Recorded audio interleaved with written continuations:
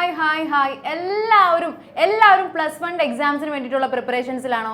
അങ്ങനെയാണെങ്കിൽ മിസ് ഇന്ന് വന്നിരിക്കുന്നത് നിങ്ങൾക്ക് +1 ഫിസിക്സിലെ 10ാമത്തെ ചാപ്റ്റർ ആയിട്ടുള്ള ഏതാണ് മക്കളെ? 10ാമത്തെ ചാപ്റ്റർ ആയിട്ടുള്ള തെർമൽ പ്രോപ്പർട്ടീസ് ഓഫ് മാറ്റർ. ഈ ചാപ്റ്ററിൽ ഏറ്റവും ഇമ്പോർട്ടൻ്റ് എന്ന് പറയാൻ പറ്റുന്ന കുറച്ച് ടോപ്പിക്സും കുറച്ച് പ്രോബ്ലംസും ഡിസ്കസ് ചെയ്യാൻ വേണ്ടിയിട്ടാണ് മിസ് വന്നിരിക്കുന്നത്. അപ്പോൾ ഒട്ടും ഡിലേ ഇല്ലാതെ നമുക്ക് നേരെ ചാപ്റ്ററിലേക്ക് പോകാം അല്ലേ? യെസ് മക്കളെ, ഈ ചാപ്റ്ററിൽ നിങ്ങൾ ബേസിക് ആയിട്ട് അറിഞ്ഞിരിക്കേണ്ട കുറച്ച് കാര്യങ്ങളുണ്ട്. എന്താണ് മക്കളെ? Temperature and heat. എന്താണ് ടെമ്പറേച്ചർ, എന്താണ് ഹീറ്റ്, എന്താണ് ഇവർ തമ്മിലുള്ള വ്യത്യാസം? അല്ലേ, കാലങ്ങളായിട്ട് നമ്മൾ വിചാരിച്ചിരുന്നത് ടെമ്പറേച്ചറും ഹീറ്റൊക്കെ ഒന്ന് തന്നെയാണെന്നാണല്ലേ. പക്ഷെ അല്ല മക്കളെ, ഫിസിക്സിൽ ഇവർ രണ്ടും രണ്ടാണ്. ടെമ്പറേച്ചർ എന്ന് പറയുന്നത് ഒരു വസ്തുവിൻ്റെ ഹോട്ട്നെസ്സിനെയോ അല്ലെങ്കിൽ കോൾഡ്നെസ്സിനെയോ കാണിക്കാനുള്ള ഒരു മെഷറാണ്, അല്ലെ, ആ ഒരു ഡിഗ്രി കാണിക്കാനുള്ള മെഷറാണ്. പക്ഷെ ഹീറ്റ് എന്ന് പറയുന്നത് എന്താണ്? It is A form of energy which transfer. എന്തിൻ്റെ അടിസ്ഥാനത്തിൽ? ടെമ്പറേച്ചർ ഡിഫറൻസിൻ്റെ അടിസ്ഥാനത്തിൽ ഒഴുകാനായിട്ട് സാധിക്കുന്ന ഒരു ഫോം ഓഫ് എനർജീനെ നമ്മൾ വിളിക്കുന്ന പേരാണ് ഹീറ്റ് എന്ന് പറയുന്നത്. അപ്പോൾ ഈ ഒരു ഡിഫറൻസ് നിങ്ങൾ എന്തായാലും മനസ്സിലാക്കി വെച്ചിരിക്കണം. അങ്ങനെയാണെങ്കിൽ ഈ ചാപ്റ്ററിലെ ഏറ്റവും ഇമ്പോർട്ടൻ്റ് ആയിട്ടുള്ള ഫസ്റ്റ് ടോപ്പിക്കിലേക്ക് നമുക്ക് പോകാം. Yes, common units of temperature. Common units of temperature. ടെമ്പറേച്ചറിന്റെ കോമൺ യൂണിറ്റ് നമുക്കറിയാം. SI യൂണിറ്റ് എന്ന് പറയുന്നത് കെൽവിൻ ആണ്. കെൽവിൻ കൂടാണ്ട് ടെമ്പറേച്ചറിന് മെയിൻ ആയിട്ട് 2 യൂണിറ്റ് കൂടി ഉണ്ട്. അവരാണ് മക്കളെ സെൽഷ്യസ് സ്കെയിലും അതുപോലെ തന്നെ ഫാരൻഹീറ്റും. അപ്പോൾ ഈ 3 സ്കെയിലിൽ, സെൽഷ്യസ് ആണ്, ഫാരൻഹീറ്റ്, അതുപോലെ തന്നെ കെൽവിൻ, ഈ 3 സ്കെയിലിൽ നമുക്ക് ടെമ്പറേച്ചർ തന്നിട്ടുണ്ടെങ്കിൽ മറ്റ് സ്കെയിലിലേക്ക് എങ്ങനെ കൺവേർട്ട് ചെയ്യാമെന്നുള്ളത് വളരെ ഇമ്പോർട്ടൻ്റ് ആയിട്ടുള്ള ഒരു ടോപ്പിക്കാണ്. കണ്ടിന്യൂസ് ആയിട്ട് എക്സാമിന് റിപ്പീറ്റഡ് ആയിട്ട് ചോദിച്ചിട്ടുള്ള ക്വസ്റ്റ്യൻസ് ആണ്. അങ്ങനെയാണെന്നുണ്ടെങ്കിൽ ദേ മക്കളെ, ഈ രണ്ട്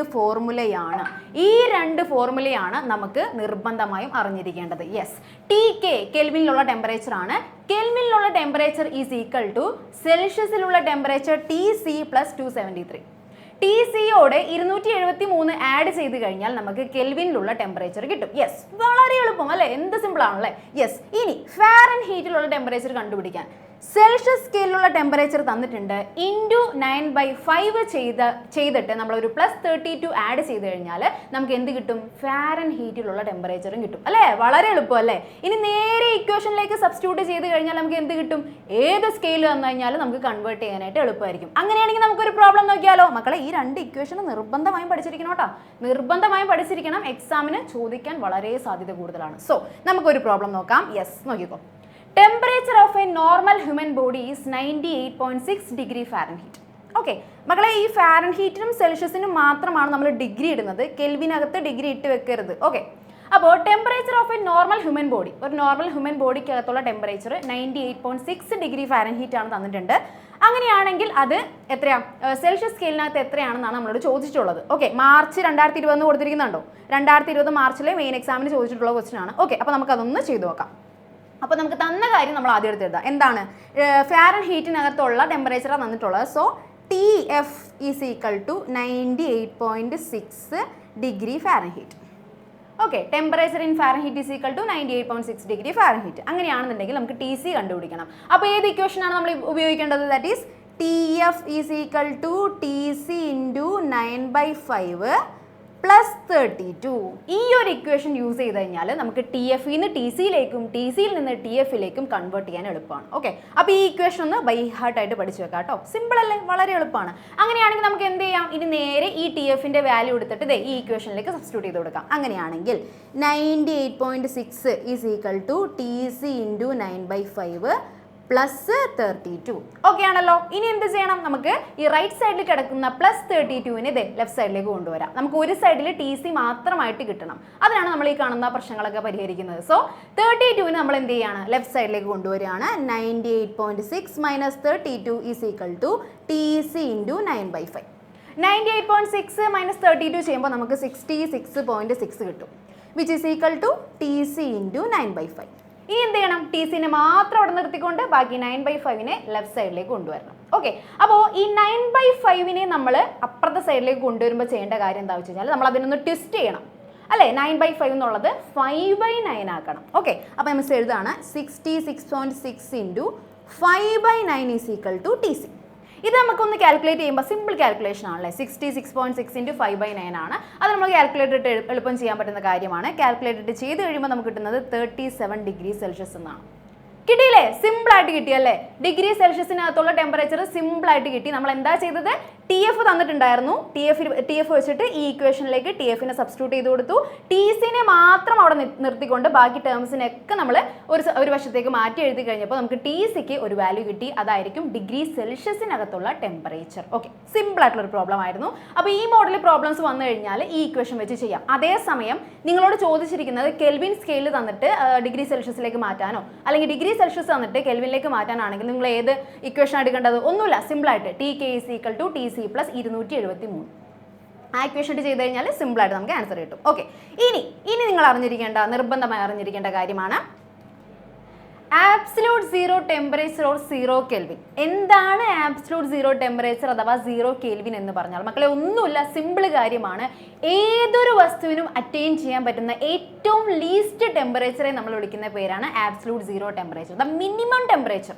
ഓക്കെ, ഏറ്റവും മിനിമം ടെമ്പറേച്ചർ. അത് കഴിഞ്ഞിട്ട് പിന്നെ അപ്പുറത്തേക്ക് നമുക്ക് ഒരു വസ്തുവിനെ പിന്നെ തണുപ്പിച്ച് കൊണ്ടുപോകാൻ പറ്റൂല. ഓക്കെ, ആ ടെമ്പറേച്ചർ നമ്മൾ വിളിക്കുന്ന പേരാണ് ആബ്സല്യൂട്ട് സീറോ ടെമ്പറേച്ചർ അഥവാ zero kelvin. The minimum temperature for an ideal gas is cold absolute temperature or zero kelvin. അത് നമുക്ക് സെൽഷ്യസ് സ്കെയിലാണെങ്കിൽ അതിന്റെ വാല്യൂ വരുന്നത് -273.15 ഡിഗ്രി സെൽഷ്യസ് ആണ്. നിങ്ങൾക്ക് ഡൗട്ട് ഉണ്ടെന്നുണ്ടെങ്കിൽ വെറുതെ ആ ഇക്വേഷൻ ഇട്ട് ചെയ്ത് കൊടുത്താൽ മതി. അപ്പോൾ നമുക്ക് എന്ത് കിട്ടും? സീറോ കെൽവിൻ എന്ന് പറയുന്നത് -273.15 ഡിഗ്രി സെൽഷ്യസ് ആണെന്നുള്ള കാര്യം കിട്ടും. ആ 0.15 ഇല്ലെങ്കിലും കുഴപ്പമില്ല, -273 എഴുതിയാലും മതി. ഓക്കെ, ആൻഡ് ഇനി ഓക്കെ, ആബ്സല്യൂട്ട് സീറോ ടെമ്പറേച്ചറും സീറോ കെൽവിനും എന്താണെന്നുള്ള കാര്യം പറഞ്ഞു. അത് നമുക്ക് ആ ഒരു ഗ്രാഫ് പ്ലോട്ട് ചെയ്ത്, അതായത് ഇപ്പോൾ എന്താ പറയുക, ടെമ്പറേച്ചറും പ്രഷറും തമ്മിലുള്ള ഗ്രാഫ് പ്ലോട്ട് ചെയ്ത് കഴിയുമ്പോൾ നമുക്ക് പ്രഷർ 0 ആകുന്ന ഒരു പോയിന്റ് കിട്ടും.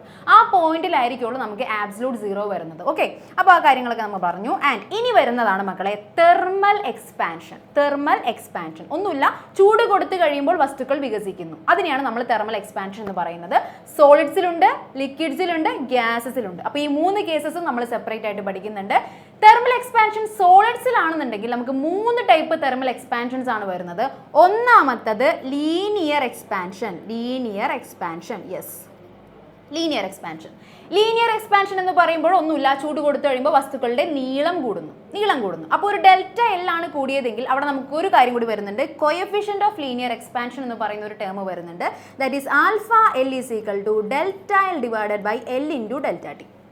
ഇത് നിർബന്ധമായി അറിഞ്ഞിരിക്കാം. Alpha L is equal to delta L divided by L into delta T. ഈ ലീനിയർ എക്സ്പാൻഷൻ ആയിക്കോട്ടെ, ഏരിയ എക്സ്പാൻഷൻ ആയിക്കോട്ടെ, അതുപോലെ തന്നെ വോളിയം എക്സ്പാൻഷൻ ആയിക്കോട്ടെ, 3 എണ്ണാണുള്ളത്. ഈ 3ൻ്റെയും യൂണിറ്റ് വരുന്നത് കെൽവിൻ ഇൻവേഴ്സ് ആണ്.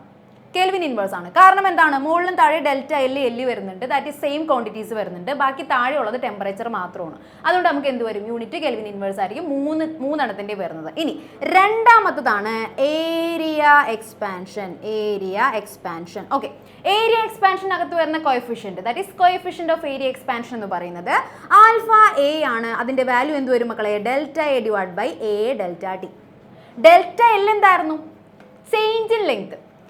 ഈ എൽ എന്തായിരുന്നു? താഴെ കിടക്കുന്ന എൽ എന്ന് പറയുന്നത് ഒറിജിനൽ ലെങ്ത്. ആദ്യം എന്തായിരുന്നു ലെങ്ത്? അതായിരുന്നു എൽ എന്ന് പറയുന്നത്. ഡെൽറ്റ ടി എന്ന് പറയുന്നത് എത്രത്തോളം ടെമ്പറേച്ചറിലാണ് ഡിഫറൻസ് വന്നത്, അതാണ് ഡെൽറ്റ ടി എന്ന് പറയുന്നത്, ടെമ്പറേച്ചർ ഡിഫറൻസ്. ഓക്കെ, ഇനി ആൽഫ എയുടെ കേസിലാണെന്നുണ്ടെങ്കിൽ ഡെൽറ്റ എ എന്ന് പറയുന്നത് ഏരിയ ഡിഫറൻസ് ആയിരിക്കും, എത്രത്തോളം ഏരിയ ഇൻക്രീസ് ചെയ്തു എന്നുള്ളതായിരിക്കും. ഈ ക്യാപിറ്റൽ എ എന്ന് പറയുന്നത് ഒറിജിനൽ ഏരിയ ആയിരിക്കും. ഡെൽറ്റ ടി എന്ന് പറയുന്നത് ടെമ്പറേച്ചർ ഡിഫറൻസ് ആയിരിക്കും. ഇനി മൂന്നാമത്തെ ആൾ എന്ന് പറയുന്നത് വോളിയം എക്സ്പാൻഷൻ. വോളിയം എക്സ്പാൻഷൻ, അവിടെയും നമുക്കൊരു കോഎഫിഷ്യന്റ് ഉണ്ട്, ദാറ്റ് ഈസ് ആൽഫ വി ആണ്. Coefficient of volume expansion that is equal to delta V by V delta T. ഈ 3 പേരുടെയും ആൽഫ എൽ ആയിക്കോട്ടെ, ആൽഫ എ ആയിക്കോട്ടെ, ആൽഫ വി ആയിക്കോട്ടെ, ഇവർ 3 പേരുടെയും യൂണിറ്റ് വരുന്നത് കെൽവിൻ ഇൻവേഴ്സ് ആണ്. ഓക്കെ, അപ്പോൾ ഈ 3 കോഎഫിഷ്യന്റ് ഓഫ് എക്സ്പാൻഷൻസും തമ്മിൽ എങ്ങനെ റിലേറ്റ് ചെയ്തിരിക്കുന്നു, ഈ ഡെറിവേഷൻ നിങ്ങൾ നിർബന്ധമായും പഠിച്ചിരിക്കേണ്ട കാര്യമാണ്. അപ്പോൾ ആ ഡെറിവേഷനിലേക്കാണ് മിസ് അടുത്തത് നിങ്ങളെ കൊണ്ടുപോകുന്നത്. യെസ്, നമുക്ക് നേരെ ഡെറിവേഷനിലേക്ക് പോകാം. Yes, relation between alpha L, alpha A and alpha V. Okay, അപ്പോൾ ഈ ഡെറിവേഷൻ ചെയ്യാനായിട്ട് നമ്മൾ ആദ്യം എടുക്കേണ്ടത് നോക്കിയ മക്കളെ, ഒരു ക്യൂബാണ്. ഒരു ക്യൂബ് എന്ന് പറയുമ്പോൾ എന്താണ്? എല്ലാ വശവും സെയിം ആയിരിക്കും. ഒരു വശം എല്ലാണെങ്കിൽ എല്ലാ വശവും എല്ലായിരിക്കും. യെസ്, എല്ലായിടത്തും എല്ല്. ഓക്കെ, അപ്പോൾ എല്ലാ സൈഡും എല്ലായിരിക്കും. ഓക്കെ, അപ്പോൾ ഈ ഒരു ക്യൂബിനകത്തുണ്ടാകുന്ന തെർമൽ എക്സ്പാൻഷൻസ് ആൽഫ എല്ലും ആൽഫ എയും ആൽഫ വിയും തമ്മിലുള്ള റിലേഷനാണ് നമ്മൾ ഡിറൈവ് ചെയ്യാനായിട്ട് പോകുന്നത്. ഓക്കെ, ആൽഫ എല്ല് എത്രയാണ് നമുക്കറിയാം. Alpha L is equal to delta L divided by L delta T ആണെന്നറിയാം. Delta L divide by L delta T ആണെന്ന് അറിയാം. ആൽഫ എ എന്ന് പറയുന്നത് delta A divided by A delta T ആണെന്ന് അറിയാം. Alpha B എന്ന് പറയുന്നത് delta B divided by B delta T ആണെന്നും അറിയാം. അങ്ങനെയാണെങ്കിൽ ഇവർ 3 പേരും എങ്ങനെ റിലേറ്റഡ് ആയിട്ടിരിക്കുന്നു എന്നാണ് നമുക്ക് കണ്ടുപിടിക്കാനായിട്ട് പോകുന്നത്. ഓക്കെ, ആദ്യം തന്നെ ആൽഫ എല്ലും ആൽഫ എയും തമ്മിലുള്ള റിലേഷനാണ് നമ്മൾ കണ്ടുപിടിക്കാനായിട്ട് പോകുന്നത്. അപ്പോൾ നമ്മൾ എടുക്കുകയാണ് ഏരിയ എക്സ്പാൻഷൻ ആണ്. സോ നമ്മൾ എടുക്കുകയാണ്, ഇതായിരുന്നു ആദ്യത്തെ ലെങ്ത്. ഓക്കെ, എല്ലാ വശവും എല്ല്. ഇനി തെർമൽ എക്സ്പാൻഷൻ സംഭവിച്ചു കഴിയുമ്പോൾ ഒരു ഡെൽറ്റ ടി ചൂട് ഞാൻ അതിലേക്ക് കൊടുത്തു കഴിയുമ്പോൾ എന്ത് ചെയ്യും? ഏരിയ എക്സ്പാൻഡ് ചെയ്യുമോ അല്ലേ? എക്സ്പാൻഡ് ചെയ്ത ഏരിയ അല്ലെങ്കിൽ എക്സ്പാൻഡ് ചെയ്ത ലെങ്ത് എന്ന് പറയുന്നത് ഡെൽറ്റ എൽ ആണെന്ന് കരുതുക. ഓക്കെ, അപ്പോൾ എന്തായി? ഓരോ സൈഡും എൽ പ്ലസ് ഡെൽറ്റ എൽ ആയി മാറി അല്ലേ? ആദ്യം എല്ലായിരുന്നു, ഡെൽറ്റ എൽ ലെങ്ത് ഇൻക്രീസ് ചെയ്ത് കഴിഞ്ഞപ്പോൾ അത് എൽ പ്ലസ് ഡെൽറ്റ എൽ ആയി മാറി. ഒരു വശം മാത്രമാണോ മാറുന്നത്? അല്ല, എല്ലാ വശവും എൽ പ്ലസ് ഡെൽറ്റ എൽ ആയി മാറുന്നു. അപ്പോൾ ആദ്യത്തെ ഏരിയ എന്തായിരുന്നു? L into L, length into breadth L square ആയിരുന്നു. ഇപ്പോഴത്തെ ഏരിയ എന്തായി മാറി? L plus delta L whole square ആയി. L plus delta L whole square ആയി മാറി. അപ്പോൾ എനിക്ക് കണ്ടുപിടിക്കേണ്ടത് ഈ കാണുന്ന ഡെൽറ്റ എ എത്രയാണെന്നാണ്. ഓക്കെ, ഡെൽറ്റ എ എന്ന് പറയുന്നത് എത്രത്തോളം ഏരിയ ഇൻക്രീസ് ചെയ്തു എന്നുള്ളതിൻ്റെ വാല്യൂ ആണ് ഡെൽറ്റ എ. അതെങ്ങനെ കണ്ടുപിടിക്കാം? ഇപ്പം ഉണ്ടായ, അതായത് നമ്മൾ ടെമ്പറേച്ചർ കൊടുത്തതിന് ശേഷമുള്ള കറണ്ട് ഏരിയയിൽ നിന്ന് നമ്മൾ ഒറിജിനൽ ഏരിയനെ കുറച്ച് കഴിഞ്ഞാൽ നമുക്ക് എന്ത് കിട്ടും? ഡെൽറ്റ എയുടെ വാല്യൂ കിട്ടും അല്ലേ? Final area minus initial area കണ്ടുപിടിച്ചാൽ നമുക്ക് എന്ത് കിട്ടും മക്കളെ? ഡെൽറ്റ എയുടെ വാല്യൂ കിട്ടും. ഓക്കെ, അപ്പോൾ മിസ് ചെയ്യാണ്, ഫൈനൽ ഏരിയ ഇവിടെ എഴുതിയിട്ടിട്ടുണ്ട്, L plus delta L whole square minus initial area എന്താണ്? ഒന്നുമില്ല, എൽ സ്ക്വയർ. ഓക്കെ, ഇനി നമ്മൾ ചെയ്യേണ്ട കാര്യം ഈ കാണുന്ന L plus delta L whole square എന്ന് പറയുന്നത് A plus B whole square ഫോർമാറ്റിലല്ലേ കിടക്കുന്നത്? A plus B whole square എന്താണെന്ന് നമുക്ക് എല്ലാവർക്കും അറിയാവുന്ന കാര്യമാണ്. A square plus 2ab plus B square അല്ലേ? A plus B whole square is equal to A square plus B square plus 2ab. Simple കാര്യമാണ്. ഇനി നമ്മൾ എന്ത് ചെയ്യണം? ഇവിടെ എയുടെ സ്ഥാനത്ത് നമുക്ക് എൽ ഉണ്ട്, ബിയുടെ സ്ഥാനത്ത് ഡെൽറ്റ എൽ ഉണ്ട്. അങ്ങനെയാണെങ്കിൽ എളുപ്പം നമുക്ക് ഇക്വേഷനിലേക്ക് സബ്സ്റ്റിറ്റ്യൂട്ട് ചെയ്യാലോ. യെസ്, സിമ്പിൾ ആണ്. അപ്പോൾ മിസ് എഴുതാണ് L square plus 2 into L into delta L അല്ലേ? 2ab എന്ന് പറയുമ്പോൾ 2 into L into delta L plus B square ആണ്. ബിയുടെ സ്ഥാനത്ത് ഇവിടെ ഉള്ളത് ഡെൽറ്റ എൽ ആണ്. So delta L square minus നമുക്ക് ഒരാൾ കൂടി ബാക്കിയുണ്ടല്ലേ, ഇനീഷ്യൽ ഏരിയ ബാക്കിയുണ്ട്. അപ്പോൾ അതും കൂടി ഇട്ട് കൊടുക്കാം, എൽ സ്ക്വയർ. അപ്പോൾ നമുക്കിപ്പോൾ മൊത്തം എത്ര ടേംസ് കിട്ടി? 1 2 3 4 ടേംസ് കിട്ടിയിട്ടുണ്ട് അല്ലേ? 4 ടേംസ് കിട്ടിയിട്ടുണ്ട്. ഈ 4 ടേംസിനകത്തത് ഈ ആദ്യത്തെ ടേമും അവസാനത്തെ ടേമും മിസ് വെട്ടിക്കളഞ്ഞു. കാരണം എന്താ? സിമ്പിൾ അല്ലേ? ആദ്യത്തത് പ്ലസും അവസാനത്തത് മൈനസും ആണ്, സെയിം ക്വാണ്ടിറ്റീസ് ആണ് അല്ലേ? ഈക്വൽ ആൻഡ് ഓപ്പോസിറ്റ് ആണെങ്കിൽ സിമ്പിൾ ആയിട്ട് വെട്ടിക്കളയാം. ആരുടെ അനുവാദം വേണ്ട. യെസ്, നമ്മൾ അത് 2 വെട്ടിക്കളഞ്ഞു. ബാക്കിയുള്ളതാണ് 2l delta L plus delta L square അല്ലേ? ആകെ 4 ടേംസ് ഉണ്ടായിരുന്നു, ഇപ്പോൾ ബാക്കി 2 ടേംസ് ഉള്ളൂ. 2 പേര് നമ്മൾ നിഷ്കരണം വെട്ടിക്കളഞ്ഞു. Yes, okay. അപ്പോൾ 2l delta L plus delta L whole square ആണുള്ളത്. ഇവിടെ നിങ്ങൾ ശ്രദ്ധിക്കേണ്ട കാര്യം, yes, delta L whole square ഇച്ചിരി പ്രശ്നക്കാരനാണ്. ഡെൽറ്റ എൽ ഹോൾ സ്ക്വയർ എന്ന് പറയുമ്പോൾ മക്കളെ ഈ ഡെൽറ്റ എല്ലില്ലേ, ഈ ഡെൽറ്റ എൽ എന്ന് പറയുന്നത് ഭയങ്കര ചെറുതാണെന്ന് വെച്ചാൽ നമ്മൾക്ക് കാണാൻ പറ്റാത്ത അത്ര ചെറിയൊരു എക്സ്പാൻഷനാണത്. ഓക്കെ, അപ്പോൾ അത് ഒരു ഏകദേശം ഒരു 0.01 ആണെന്ന് കരുതുക. ഒരു 0.01 ആണ് അതിൻ്റെ വാല്യൂ എന്ന് കരുതുക. അതിൻ്റെ സ്ക്വയർ എടുക്കുക. സ്ക്വയർ എടുത്ത് കഴിയുമ്പോൾ എത്ര വരും? ദാറ്റ് ഈസ് 0.0001 എന്ന് വരും. അപ്പോൾ അതെന്തായി? പിന്നെ ഭയങ്കര ചെറുതായി. ഇത്രയും ചെറിയൊരു വാല്യൂവിനെ നമ്മൾ ആഡ് ചെയ്താലും സബ്സ്ട്രാക്ട് ചെയ്ത് കഴിഞ്ഞാലും വലിയ വ്യത്യാസമൊന്നും നമ്മുടെ ഫൈനൽ വാല്യൂവിൽ വരാൻ പോകുന്നില്ല. അതുകൊണ്ട് നമുക്ക് എന്ത് ചെയ്യാം? നൈസായിട്ട് ഇദ്ദേഹത്തെ അങ്ങ് വെട്ടിക്കളയാം, അങ്ങ് നെഗ്ലക്ട് ചെയ്ത് കളയാം. ഇപ്പം നമ്മുടെ കയ്യിൽ ബാക്കി എന്തുണ്ട്? 2l delta L. 4 ടേംസ് നമുക്ക് ഉണ്ടായിരുന്നു. ഇപ്പോൾ ബാക്കി ആര് മാത്രമേ ഉള്ളൂ? 2l ഡെൽറ്റ എല്ലും മാത്രമേ നമ്മുടെ കയ്യിൽ ബാക്കിയുള്ളൂ. ഓക്കെ, അപ്പോൾ നമുക്ക് ഡെൽറ്റ എയുടെ വാല്യൂ കിട്ടി, ചേഞ്ച് ഇൻ ഏരിയയുടെ വാല്യൂ കിട്ടി, that is 2l delta L. ഇനി എന്ത് ചെയ്താൽ മതി? ഞാൻ ചെയ്യാണ്. ഇനി ഞാൻ മിസ് ചെയ്യാൻ പോകുന്നത് ഒന്നുമില്ല, ആൽഫയുടെ ഇക്വേഷനിലേക്ക് ഈ ഡെൽറ്റ ഐക്ക് പകരം നമ്മൾ എന്ത് ചെയ്യാണ്? ഇപ്പം കിട്ടിയ ഡെൽറ്റ ഐനെ സബ്സ്റ്റിറ്റ്യൂട്ട് ചെയ്ത് കൊടുക്കാൻ പോവുകയാണ്. Yes, that is delta A by A delta T ആയിരുന്നു. ഞാൻ എന്ത് ചെയ്യാണ്? ഈ ഡെൽറ്റ എക്ക് പകരം 2l ഡെൽറ്റ എൽ സബ്സ്റ്റിറ്റ്യൂട്ട് ചെയ്തു, divided by A delta T. ഈ താഴെ കിടക്കുന്ന എ ഡെൽറ്റ ടിക്കകത്തുള്ള എ എന്ന് പറയുന്നത് എന്താണ്? ഇനീഷ്യൽ ഏരിയ ആയിരുന്നു, ആദ്യത്തെ ഏരിയ ആയിരുന്നു. അതിൻ്റെ വാല്യൂ എത്രയാണ്? എൽ സ്ക്വയർ ആണ്, നമുക്കറിയാം. അപ്പോൾ എന്ത് ചെയ്താൽ മതി? 2l delta L divide by L square delta T. Okay, വേറെ പ്രശ്നമൊന്നുമില്ല. 2l delta L divide by L square delta T. ഇനി മുകളിലും താഴെയും എല്ലുണ്ട് അല്ലേ? 2യുടെ കൂടെ ഒരു എല്ലുണ്ട്, ഒരു എല്ലുണ്ട്. താഴെ എൽ സ്ക്വയർ ഉണ്ട്. എൽ സ്ക്വയർ എന്ന് വെച്ചാൽ എല്ലിൻറ്റു എല്ലാണ്, 2 എല്ലാണ്. ഓക്കെ, അപ്പോൾ ഞാൻ മുകളിലുള്ള ഒരെല്ലും താഴെ എൽ സ്ക്വയറിനകത്തുള്ള ഒരെല്ലും വെട്ടിക്കളഞ്ഞു. ബാക്കി എന്ത് കിട്ടും? 2 delta L divide by L delta T. 2 delta L divide by L delta T. Okay, ഇവിടെ ഇനി ഞാൻ എന്താ ചെയ്യണമെന്ന് വെച്ചാൽ ഈ 2നെയും ബാക്കി ടേംസിനെയും സെപ്പറേറ്റ് എഴുതാൻ പോണേണ്. ഓക്കെ, അപ്പോൾ 2 into delta L divided by L delta T which is equal to yes. ഇനി നിങ്ങൾക്ക് തന്നെ ആ ഒരു ഐഡിയ കിട്ടിയിട്ടുണ്ടായിരിക്കും. എന്താണ് മക്കളെ? Delta L by L delta T എന്ന് പറയുന്നത് ആരാണ്? ആൽഫ എൽ ആണ്. ആൽഫ എൽ ആണ്. അങ്ങനെയാണെന്നുണ്ടെങ്കിൽ നമുക്ക് എന്തെഴുതാം? 2 ഇൻറ്റു ആൽഫ എൽ എന്ന് എഴുതാം അല്ലേ? ഓക്കെ, 2 ഇൻറ്റു ആൽഫ എൽ എന്ന് എഴുതാം. സിമ്പിളായിട്ട് കിട്ടിയില്ലേ? ആൽഫ എയും ആൽഫ എല്ലും തമ്മിലുള്ള റിലേഷൻ നമുക്ക് സിമ്പിളായിട്ട് കിട്ടിയല്ലേ?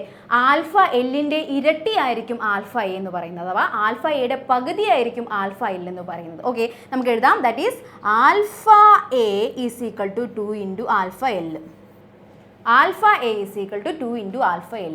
നമുക്ക് കിട്ടിയിരിക്കുന്ന ഫസ്റ്റ് റിലേഷനാണ് ഈ കാണുന്നത്. യെസ്, ഇനി നമ്മൾ കണ്ടുപിടിക്കാൻ പോകുന്നത് ആൽഫ എല്ലും ആൽഫ വിയും തമ്മിലുള്ള റിലേഷനാണ്. ആൽഫ എല്ലും ആൽഫ വിയും തമ്മിലുള്ള റിലേഷനാണ്. ഇവിടെയും നമ്മൾ എന്ത് തന്നെയാണ് ചെയ്യുന്നത്? നേരത്തെ ചെയ്ത അതേ പ്രൊസീജിയേഴ്സ് തന്നെയാണ്. നമുക്ക് എന്ത് ചെയ്യാം? ദാറ്റ് ഈസ് ഡെൽറ്റ വി എന്ന് പറയുന്നത്, യെസ്, ആൽഫ വിയുടെ വാല്യൂ വരുന്നത് delta V by V delta T ആണ്. അവിടെ നമുക്ക് ആദ്യം എന്ത് കണ്ടുപിടിക്കണം? ഡെൽറ്റ വിനെ കണ്ടുപിടിക്കണം. ഡെൽറ്റ വി എന്ന് പറയുന്നത് ഫൈനൽ വോളിയം, ഫൈനൽ ഏരിയ അല്ല കേട്ടോ, final volume minus initial volume ആണ്. Final volume minus initial volume. Yes, okay. Final volume എത്രയാണ്? നമുക്ക് എന്താ പറയുക, നമ്മൾ നേരത്തെ ഏരിയ കണ്ടുപിടിച്ച പോലെ തന്നെ ഇവിടെ എൽ പ്ലസ് ഡെൽറ്റ എൽ, അതായത് ഡെൽറ്റ എൽ ഇൻക്രീസ് ചെയ്ത് കഴിയുമ്പോൾ ലെങ്ത്, ബ്രിഡ്ത്ത്, ഹൈറ്റ്, ഏരിയക്കാണെങ്കിൽ ലെങ്ത് ബ്രിഡ്ത്ത് മാത്രം മതിയായിരുന്നു. പക്ഷേ വോളിയം വരുമ്പോൾ അവിടെ എന്താ? ലെങ്ത്, ബ്രിഡ്ത്ത്, ഹൈറ്റ് വരുന്നുണ്ട്. അപ്പോൾ എന്താണ്? 3 പേരെയും മൾട്ടിപ്ലൈ ചെയ്ത് എഴുതണം അല്ലേ? അപ്പോൾ ഓരോ വശവും എന്താണ്? എൽ പ്ലസ് ഡെൽറ്റ എൽ ആണ്. അങ്ങനെയാണെങ്കിൽ 3 ടൈപ്സ് നമ്മൾ അതിനെ മൾട്ടിപ്ലൈ ചെയ്യുമ്പോൾ നമുക്ക് എന്ത് കിട്ടും? L plus delta L cube കിട്ടും. L plus delta L cube കിട്ടും. മൈനസ് ഇനീഷ്യൽ വോളിയം ഒന്നുമില്ല, എല്ലാ വശവും എല്ലായിരുന്നപ്പോൾ ഉള്ള വോളിയം എന്താണ്? L cube. L cube. Yes, ഇനി നമ്മൾ എന്ത് ചെയ്യണം? ഇതിനെയും എക്സ്പാൻഡ് ചെയ്യണം മക്കളെ. L plus delta L cube എന്ന് പറയുന്നത് A plus B whole cube എന്ന് പറയുന്ന ഫോർമാറ്റിലല്ലേ കിടക്കുന്നത്. അപ്പോൾ നിങ്ങൾ എന്തറിഞ്ഞിരിക്കണം? A plus B whole cube എത്രയാണെന്ന് അറിഞ്ഞിരിക്കണം, നിർബന്ധമായും പഠിച്ചിരിക്കണം. Yes, A plus B whole cube is equal to A cube plus 3a square B plus 3b square A plus B cube. Okay, that is A cube, പിന്നെ ഒരു B cube ഉണ്ട്. അതിൻ്റെ ഇടയ്ക്ക് 2 terms വരുന്നുണ്ട്, 3a സ്ക്വയർ ബിയും 3b square എയും. Okay, simple ആയിട്ടുള്ളൊരു expansion ആണ്. ഓക്കെ, അപ്പോൾ ഇത് നിങ്ങൾ പഠിച്ചിരുന്നാൽ ഇത് വെച്ചിട്ട് എന്ത് അപ്ലൈ ചെയ്യാൻ പറ്റും? ഈ കാണുന്ന എൽ പ്ലസ് ഡെൽറ്റ എൽ ക്യൂബിൻ്റെ വാല്യൂ നമുക്ക് അപ്ലൈ ചെയ്ത് കൊടുക്കാനായിട്ട് പറ്റും. ഓക്കെ, അപ്പോൾ നമ്മൾ അത് ഒന്ന് സബ്സ്റ്റിറ്റ്യൂട്ട് ചെയ്യുകയാണ് ചെയ്യുന്നത്. ഇവിടെ എയുടെ സ്ഥാനത്ത് കിടക്കുന്ന എൽ ആണ്, ബിയുടെ സ്ഥാനത്ത് കിടക്കുന്നത് ഡെൽറ്റ എൽ ആണ്. അപ്പോൾ മിസ് അപ്ലൈ ചെയ്യാണ്. So L cube plus 3 into L square delta L plus 3 delta L square L plus delta L cube minus, അപ്പോൾ ഈ കാണുന്ന ഇത്രയും 4 ടേംസ് ഉണ്ട്.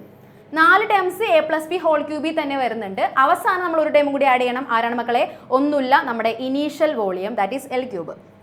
എൽ ക്യൂബ് ഇവിടെയും ഇപ്പോൾ നമുക്ക് മൊത്തം 5 ടേംസ് ആയി അല്ലേ? മൊത്തം 5 ടേംസ് ആയി. 1 2 3 4 5 ടേംസ് ആയി. ഈ 5 ടേംസിനകത്ത് മിസ് ഇതേ 2 പേരെ നിഷ്കരണം വെട്ടിക്കളയാൻ പോവുകയാണ്. ആരാണ് അവർ? യെസ്, ആദ്യത്തെ എൽ ക്യൂബും അവസാനത്തെ എൽ ക്യൂബും എന്താണ്? ഈക്വലും ഓപ്പോസിറ്റുമാണ്, വെട്ടിയങ്ങ് കളഞ്ഞു. ഓക്കെ, ഇനി അടുത്തത് ബാക്കി ടേംസിന് മിസ് എടുത്ത് എഴുതാണ്. So 3l square delta L plus 3 delta L square L plus delta L cube. Delta L cube. അപ്പോൾ 3 ടേംസിലേക്ക് നമ്മൾ ഒതുങ്ങി അല്ലേ? 3 ടേംസ് മാത്രമായിട്ട് നമ്മൾ ഒതുങ്ങി. ഇനി ഇവിടെ നമ്മൾ നേരത്തെ ചെയ്ത പോലെ തന്നെ ഡെൽറ്റ എല്ലിനെയാണ് നമ്മൾ ഒന്ന് കണക്കാക്കാൻ പോകുന്നത്. ഡെൽറ്റ എൽ സ്ക്വയർ വന്നപ്പോൾ വളരെ വളരെ ചെറുതാണെന്ന് പറഞ്ഞു. അപ്പോൾ അത് ക്യൂബായാലോ? അതിലും ചെറുതാവും അല്ലേ? പിന്നെയും പോയിന്റ് അങ്ങോട്ട് കൂടും അല്ലേ? അപ്പോൾ അതായത് ഭയങ്കര ചെറുതാണ്. അപ്പോൾ എന്താണ്? ഡെൽറ്റ എൽ ക്യൂബ് എന്ന് പറയുന്നത് വളരെ ചെറുതായിരിക്കും. അവരെ നമുക്കങ്ങ് നെഗ്ലക്റ്റ് ചെയ്ത് കളയാം. അതുപോലെ തന്നെ നേരത്തെ പറഞ്ഞ പോലെ തന്നെ ഇവിടെയും ഉണ്ട് ഒരാശാൻ. ആരാണത്? Delta L square. പിന്നെയും കടന്നു വന്നിരിക്കുകയാണ്. അവരും ചെറുതാണ്. അപ്പോൾ എന്ത് ചെയ്തു? ഈ 2 ടേംസിനെ മിസ് അങ്ങ് നെഗ്ലക്റ്റ് ചെയ്ത് കളഞ്ഞു. വെട്ടിക്കളയല്ല, നെഗ്ലക്റ്റ് ചെയ്ത് കളഞ്ഞു. ഇനി ബാക്കി ഇവിടെ ആരുണ്ട്? വീണ്ടും ഒരു ടേമിലേക്ക് ഒതുങ്ങി. വീണ്ടും എന്താണ്? ഒരു ടേമിലേക്ക് ഒതുങ്ങി ഡെൽറ്റ വിയുടെ വാല്യൂ. അപ്പോൾ എന്ത് കിട്ടി? 3 into L square into delta L എന്ന് പറയുന്ന വാല്യൂയിലേക്ക് നമുക്ക് ചേഞ്ച് ഇൻ വോളിയം കിട്ടി. ഇനി നമ്മൾ എന്ത് ചെയ്യണം? ഈ കാണുന്ന ആൽഫ വി അല്ലേ, ആൽഫ ബി അഥവാ കോഎഫിഷ്യന്റ് ഓഫ് വോളിയം എക്സ്പാൻഷനിലേക്ക് നമ്മൾ എന്തിട്ട് കൊടുക്കണം? ഈ ഡെൽറ്റ വിക്ക് പകരം ഈ കാണുന്ന വാല്യൂ സബ്സ്റ്റിറ്റ്യൂട്ട് ചെയ്ത് കൊടുക്കുക. Yes, alpha B is equal to 3L² delta L. ഒന്നുമില്ല, ഈ ഡെൽറ്റ വിക്ക് പകരം മിസ് ഇപ്പം കണ്ടുപിടിച്ച 3L² ഡെൽറ്റ എൽ സബ്സ്റ്റിറ്റ്യൂട്ട് ചെയ്ത് കൊടുക്കും. Divided by B into delta T. ബിയുടെ വാല്യൂ എന്താണ്? ഒറിജിനൽ വോളിയം ആണ്. അത് എത്രയായിരുന്നു നമുക്കറിയാം? L³ ആയിരുന്നു. L³ into delta T. Okay, ഇനി എന്തൊക്കെയാണ് വെട്ടിക്കളയാൻ പറ്റുന്നതെന്നുള്ളത് നമുക്ക് ഈ ഒരു ഇക്വേഷൻ കാണുമ്പോൾ തന്നെ എളുപ്പം മനസ്സിലാവുന്നുണ്ട്. നോക്കിയ മക്കളെ, മുകളിൽ L², താഴെ L³. മുകളിൽ L² താഴെ L³. മുകളിൽ 2L ഉണ്ട്. മുകളിൽ 2L ഉണ്ട്. L into L. L² എന്ന് വെച്ചാൽ L ഇൻറ്റു L ആണ്. താഴെ 3L. L into L into L. Okay, അപ്പം മുകളിലെ 2L താഴത്തെ 3L വെട്ടിക്കളഞ്ഞാൽ ബാക്കി നമുക്ക് എന്തുണ്ടാവും മക്കളെ? ബാക്കി ഉള്ളത് താഴെ ഒരു L മാത്രം. താഴെ ഒരു L മാത്രം. യെസ്, L² L³ വെട്ടിക്കളഞ്ഞ് കഴിയുമ്പോൾ നമുക്ക് കൂടുതലുള്ളത് ഏതാണോ? L³ കൂടുതലുള്ളത്. അപ്പോൾ അവിടെ ഒരാൾ മിച്ചമുണ്ടായിരിക്കും. സോ നമുക്ക് എന്ത് കിട്ടി? 3 into delta L divided by L delta T എന്ന് പറയുന്ന ഇക്വേഷനിലേക്ക് നമുക്ക് കിട്ടി. ഇനി എന്ത് ചെയ്യണം? നമ്മൾ ആൽഫ വിയിൽ കണ്ടുപിടിച്ച പോലെ തന്നെ ഇവിടെയും 3നെ മാത്രം നമ്മൾ സെപ്പറേറ്റ് മാറ്റി എഴുതി. ബാക്കി ആരൊക്കെ ഉണ്ട്? Delta L by L delta T. Yes, delta L by L delta T എന്താണ്? ഒന്നുമല്ല, ആരാണ്? ആൽഫ എൽ തന്നെ. 3 ഇൻറ്റു ആൽഫ എൽ. യെസ്, കിട്ടിയില്ലേ? സിമ്പിളായിട്ട് കിട്ടിയില്ലേ? ആൽഫ വിയും ആൽഫ എല്ലും തമ്മിലുള്ള റിലേഷൻ നമുക്ക് സിമ്പിളായിട്ട് കിട്ടിയില്ലേ? Alpha B is equal to 3 into alpha L. Okay, നേരത്തെ എന്തായിരുന്നു? Alpha A is equal to 2 into alpha L. Okay, അപ്പോൾ ഈ രണ്ട് റിലേഷൻ കിട്ടിക്കഴിഞ്ഞാൽ നമുക്ക് എന്തെഴുതാം? ഇവർ 3 പേരും തമ്മിലുള്ള റിലേഷൻ എഴുതാം. ഒന്നുമില്ല, alpha L is to alpha A is to alpha B is equal to എങ്ങനെയായിരിക്കും മക്കളെ? 1:2:3 എന്ന് പറയുന്ന റേഷ്യോയിലായിരിക്കും ഉണ്ടാവുന്നത്. നോക്കിയ മക്കളെ, ഈ ഒരു റേഷ്യോയിലായിരിക്കും ഇവർ 3 പേരും ഉണ്ടാവുന്നത്. അതായത് ആൽഫ എല്ലിൻ്റെ ഇരട്ടിയായിരിക്കും ആൽഫ എ എന്ന് പറയുന്നത്. അതിൻ്റെ ഒരു ട്രിപ്പിൾ ആയിരിക്കും ആൽഫ ബി എന്ന് പറയുന്നത്. യെസ്, റിലേഷൻ ഇവിടെ കൊടുത്തിട്ടുണ്ട്. Relation between alpha L, alpha A and alpha B which is equal to 1:2:3. ആ റേഷ്യോ ആണ് അവിടെ കൊടുത്തിട്ടുള്ളത്. യെസ്, അപ്പോൾ ഇതെങ്ങനെ വന്നു എന്നുള്ളത് ഡെറിവേഷൻ നിങ്ങൾ നിർബന്ധമായും പഠിച്ചിരിക്കണം. എക്സാമിന് ചോദിക്കുന്നതാണ്. സോ എന്തായാലും പഠിച്ചിരിക്കുക കേട്ടോ. യെസ്, ഈ രണ്ട് റിലേഷൻ ഡിറൈവ് ചെയ്യാനും പഠിച്ചിരിക്കണം. യെസ്, നെക്സ്റ്റ് മകളെ, അപ്പോൾ സോളിഡ്സിൻ്റെ കേസ് കഴിഞ്ഞു. സോളിഡിനകത്തുള്ള തെർമൽ എക്സ്പാൻഷൻ കഴിഞ്ഞു. നമ്മൾ പറഞ്ഞു ലീനിയർ, ഏരിയ, വോളിയം, ഈ 3 എക്സ്പാൻഷൻസും കഴിഞ്ഞു. ഇനി അടുത്ത് പറയാൻ പോകുന്ന ലിക്വിഡ്സിനകത്തുള്ള തെർമൽ എക്സ്പാൻഷൻസ് ആണ്. ലിക്വിഡ്സിനകത്തുള്ള തെർമൽ എക്സ്പാൻഷൻ പറയുമ്പോൾ നമ്മൾ നിർബന്ധമായും അറിഞ്ഞിരിക്കേണ്ട ഒരു കാര്യമാണ് നമ്മുടെ വാട്ടറിൻ്റെ ഒരു അനോമലസ് ബിഹേവിയർ. വെള്ളം നിസ്സാരക്കാരനല്ല. വെള്ളത്തിന് ഒരുപാട് പ്രത്യേകതകളുണ്ട്. ബാക്കിയുള്ള എല്ലാ സബ്സ്റ്റൻസിനേക്കാളും ഒരുപാട് പ്രത്യേകതകൾ കാണിക്കുന്ന ഒരാളാണ് വെള്ളം എന്ന് പറയുന്നത്. ഓക്കെ, അപ്പോൾ വെള്ളത്തിന് എന്താ പറയുക, ഒരു 100-ലധികം സവിശേഷതകൾ ഉണ്ടെന്ന് പറയാം. അതിനകത്തുള്ള ഒരു പ്രധാനപ്പെട്ട ഒരു സവിശേഷതയാണ് നമ്മളിവിടെ ഡിസ്കസ് ചെയ്യാനായിട്ട് പോകുന്നത്. Anomalous behaviour of water. വെള്ളത്തിൻ്റെ ഒരു അസാധാരണ സ്വഭാവം, അതാണ് നമ്മളിവിടെ പറയാനായിട്ട് പോകുന്നത്. ഒന്നുമില്ല മക്കളെ, ഒന്നുമില്ല. നോക്കിക്കോളും, വെള്ളം എന്ന് പറയുന്നത് നമ്മളിപ്പോൾ എന്താ പറയുക, നമ്മളൊരു കേസ് പറയുകയാണെങ്കിൽ, ഇപ്പോൾ നമ്മൾ കുപ്പിയിൽ നിറച്ച് വെള്ളം എടുത്തിട്ട് നമ്മൾ എന്ത് ചെയ്യാം? ഫ്രീസറിൽ കൊണ്ട് തണുപ്പിക്കുകയാണ് അല്ലേ? അപ്പോൾ നമ്മൾ കുപ്പി നിറച്ച് വെള്ളം എടുത്ത് ഫ്രീസറിൽ കൊണ്ട് തണുപ്പിച്ച് കുറച്ച് കഴിഞ്ഞ് നോക്കിക്കഴിയുമ്പോൾ ഫ്രീസറിനകത്ത് കുപ്പി ആ പൊട്ടി ഐസ് പുറത്തേക്ക് വന്നായിട്ട് കാണാൻ പറ്റും. അല്ലെങ്കിൽ എന്താണ്, കുപ്പിയുടെ അടപ്പൊക്കെ പൊളിച്ച് ഐസ് പുറത്തേക്ക് വന്നായിട്ട് കാണാൻ പറ്റും. അതെങ്ങനെ സംഭവിക്കുന്നു അല്ലേ? അതെന്താ, ആരുമല്ല, ഈ കാണുന്ന അനോമലസ് ബിഹേവിയർ കാരണമാണ് വെള്ളത്തിന് ആ ഒരു സവിശേഷത ഉള്ളത് കൊണ്ടാണ് ഈ കാണുന്ന ഒരു പ്രതിഭാസം സംഭവിക്കുന്നത്. ഒന്നുമില്ല മക്കളെ, വെള്ളം എന്താണ്, അതായത് ഏത് വസ്തുവാണെങ്കിലും നമ്മൾ അതിന് ടെമ്പറേച്ചർ കൂട്ടുന്നതിനനുസരിച്ച് എന്ത് സംഭവിക്കുകയാണ്? അതിന് വോളിയം കൂടുകയാണ് ചെയ്യുന്നത്. ടെമ്പറേച്ചർ കൂടുമ്പോൾ വോളിയം കൂടുന്നു അല്ലേ, വികസിക്കുകയാണ് ചെയ്യുന്നത്. ഓക്കെ, ഇനി ടെമ്പറേച്ചർ കുറയുകയാണെങ്കിലോ അതേപോലെ തന്നെ വോളിയം കുറയുകയാണ് ചെയ്യുന്നത്, അത് ചുരുങ്ങുകയാണ് ചെയ്യുന്നത്. ടെമ്പറേച്ചർ കുറയുമ്പോൾ വോളിയം കുറയുന്നു. അപ്പോൾ ഇവിടെ എക്സ് ആക്സിസിനകത്ത് ടെമ്പറേച്ചറും വൈ ആക്സിസിനകത്ത് വോളിയവും കാണിച്ചിട്ടുള്ള ഒരു ഗ്രാഫാണ് ഇവിടെ താഴെ കൊടുത്തിട്ടുള്ളത്. ഈ ഗ്രാഫിനകത്ത് എന്താ എളുപ്പം മനസ്സിലാവാൻ പറ്റും. ടെമ്പറേച്ചർ കുറയുന്നതിനനുസരിച്ച് വോളിയം ഇങ്ങനെ കുറഞ്ഞു വരികയാണ്. അങ്ങനെ വന്നുകൊണ്ടിരിക്കുന്ന വഴിക്ക് ഈ 4 ഡിഗ്രി സെൽഷ്യസ് എന്ന് പറയുന്ന ടെമ്പറേച്ചർ എത്തിക്കഴിഞ്ഞപ്പോൾ കുറഞ്ഞങ്ങ് വരികയായിരുന്നു. ഒരു കുഴപ്പമില്ലാണ്ട് കുറഞ്ഞങ്ങ് വരികയായിരുന്നു അല്ലേ? ടെമ്പറേച്ചർ കുറയുമ്പോൾ വോളിയം കുറയുന്നു, അങ്ങനെ കുറഞ്ഞങ്ങ് വരികയായിരുന്നു. പക്ഷേ 4 ഡിഗ്രിയിൽ വെള്ളം എത്തിക്കഴിഞ്ഞപ്പോൾ എന്ത് ചെയ്തെന്ന് അറിയോ? അവരുടെ ടെമ്പറേച്ചർ കുറയുന്നതിനനുസരിച്ച് വീണ്ടും വോളിയം അങ്ങ് കൂടാൻ തുടങ്ങി. ഓക്കെ മക്കളെ, ടെമ്പറേച്ചർ വീണ്ടും കുറയാണ്, പക്ഷേ വോളിയം എന്താണ് കൂടാനായിട്ട് സ്റ്റാർട്ട് ചെയ്തു, വോളിയം കൂടാനായിട്ട് സ്റ്റാർട്ട് ചെയ്തു.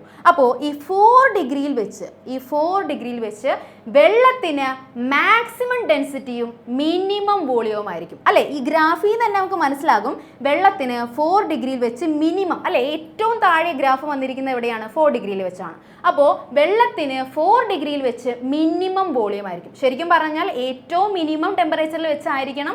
ഇപ്പോൾ 0 ഡിഗ്രി ആണെങ്കിൽ 0 ഡിഗ്രിയിലായിരിക്കണം ടെമ്പറേച്ചർ കുറവ്, അതുകൊണ്ട് അവിടെ ആയിരിക്കണം വോളിയം കുറയേണ്ടത്. പക്ഷേ വെള്ളത്തിന് ഈ 0 ഡിഗ്രിനേക്കാളും കുറഞ്ഞ വോളിയം ആയിരിക്കും 4 ഡിഗ്രി വെള്ളമായിരിക്കുമ്പോൾ. ഓക്കെ, മനസ്സിലായോ? ആ ഒരു പ്രതിഭാസത്തെ നമ്മൾ വിളിക്കുന്ന പേരാണ് അനോമലസ് ബിഹേവിയർ ഓഫ് വാട്ടർ എന്ന്. അപ്പോൾ ഈ ഒരു പോയിന്റ് നിങ്ങൾ നിർബന്ധമായും അറിഞ്ഞിരിക്കാം. It is the abnormal property of water whereby it expands instead of contracting when the temperature goes from 4 degree to 0 degree Celsius.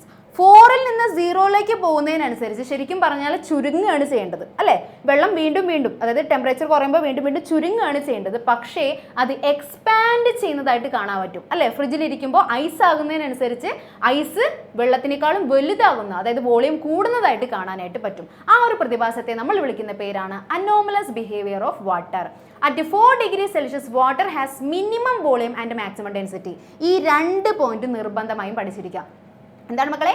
4 degree സെൽഷ്യസിൽ വെച്ച് വെള്ളത്തിന് മിനിമം വോളിയം, ഏറ്റവും കുറവ് വോളിയം ആയിരിക്കും, അതുപോലെ തന്നെ മാക്സിമം ഡെൻസിറ്റി ആയിരിക്കും. ഈ ഗ്രാഫിൽ നിന്നും അത് തന്നെയാണ് കിട്ടുന്നത് കേട്ടോ. ഡെൻസിറ്റിയുടെ കാര്യം പറഞ്ഞത് സിമ്പിൾ ആയിട്ടുള്ള ഒരു കാര്യമാണ്. എന്താണ് ഡെൻസിറ്റി എന്ന് പറയുന്നത്? വോളിയത്തിനോട് ഇൻവേഴ്സ്ലി പ്രൊപ്പോർഷണൽ ആണ് അല്ലേ. Density is equal to mass by volume. അപ്പോൾ അവർ രണ്ടുപേരും ഇൻവേഴ്സ്ലി പ്രൊപ്പോർഷണൽ ആണ്. വോളിയം മിനിമം ആയാൽ ഡെൻസിറ്റി മാക്സിമം ആയിരിക്കും. അപ്പോൾ 4 ഡിഗ്രി സെൽഷ്യസിൽ വോളിയം മിനിമം ആയിരിക്കുമ്പോൾ ഡെൻസിറ്റി മാക്സിമം ആയിരിക്കും. യെസ്, അപ്പോൾ ഈ ഒരു കാര്യം തന്നെയാണ് നമ്മളിപ്പോൾ എന്താ പറയുക, വെള്ളത്തിനകത്ത് ഐസ് ക്യൂബ്സ് ഇട്ട് കഴിഞ്ഞാൽ അല്ലേ, ഗ്ലാസ്സിൽ വെള്ളം എടുത്തിട്ട് അതിനകത്തേക്ക് ഐസ് ക്യൂബ്സ് ഇട്ട് കഴിഞ്ഞാൽ എന്ത് സംഭവിക്കും? ഐസ് ക്യൂബ് വെള്ളത്തിൽ പൊങ്ങിക്കിടക്കും അല്ലേ. ശരിക്കും പറഞ്ഞാൽ ഐസ് ക്യൂബ് എന്ന് പറയുമ്പോൾ സോളിഡ് ആണ്, അത് താഴ്ന്നു പോവുകയാണ് ചെയ്യേണ്ടത്, പക്ഷേ വെള്ളത്തിൽ പൊങ്ങിക്കിടക്കുന്ന കാണാനായിട്ട് സാധിക്കും. അതെന്താണ്? ഐസിന് എന്താണ് വെള്ളത്തിനേക്കാളും ഡെൻസിറ്റി കുറവാണ്, വെള്ളത്തിന് ഐസിനേക്കാളും ഡെൻസിറ്റി കൂടുതലാണ് അല്ലേ. ഐസ് ആയിരിക്കുമ്പോൾ ശരിക്കും പറഞ്ഞു കഴിഞ്ഞാൽ വോളിയം കുറയുകയും അതുപോലെ തന്നെ ഡെൻസിറ്റി കൂടുകയും ചെയ്യണം. പക്ഷേ വെള്ളത്തിൻ്റെ കേസിൽ എങ്ങനെയാണ്?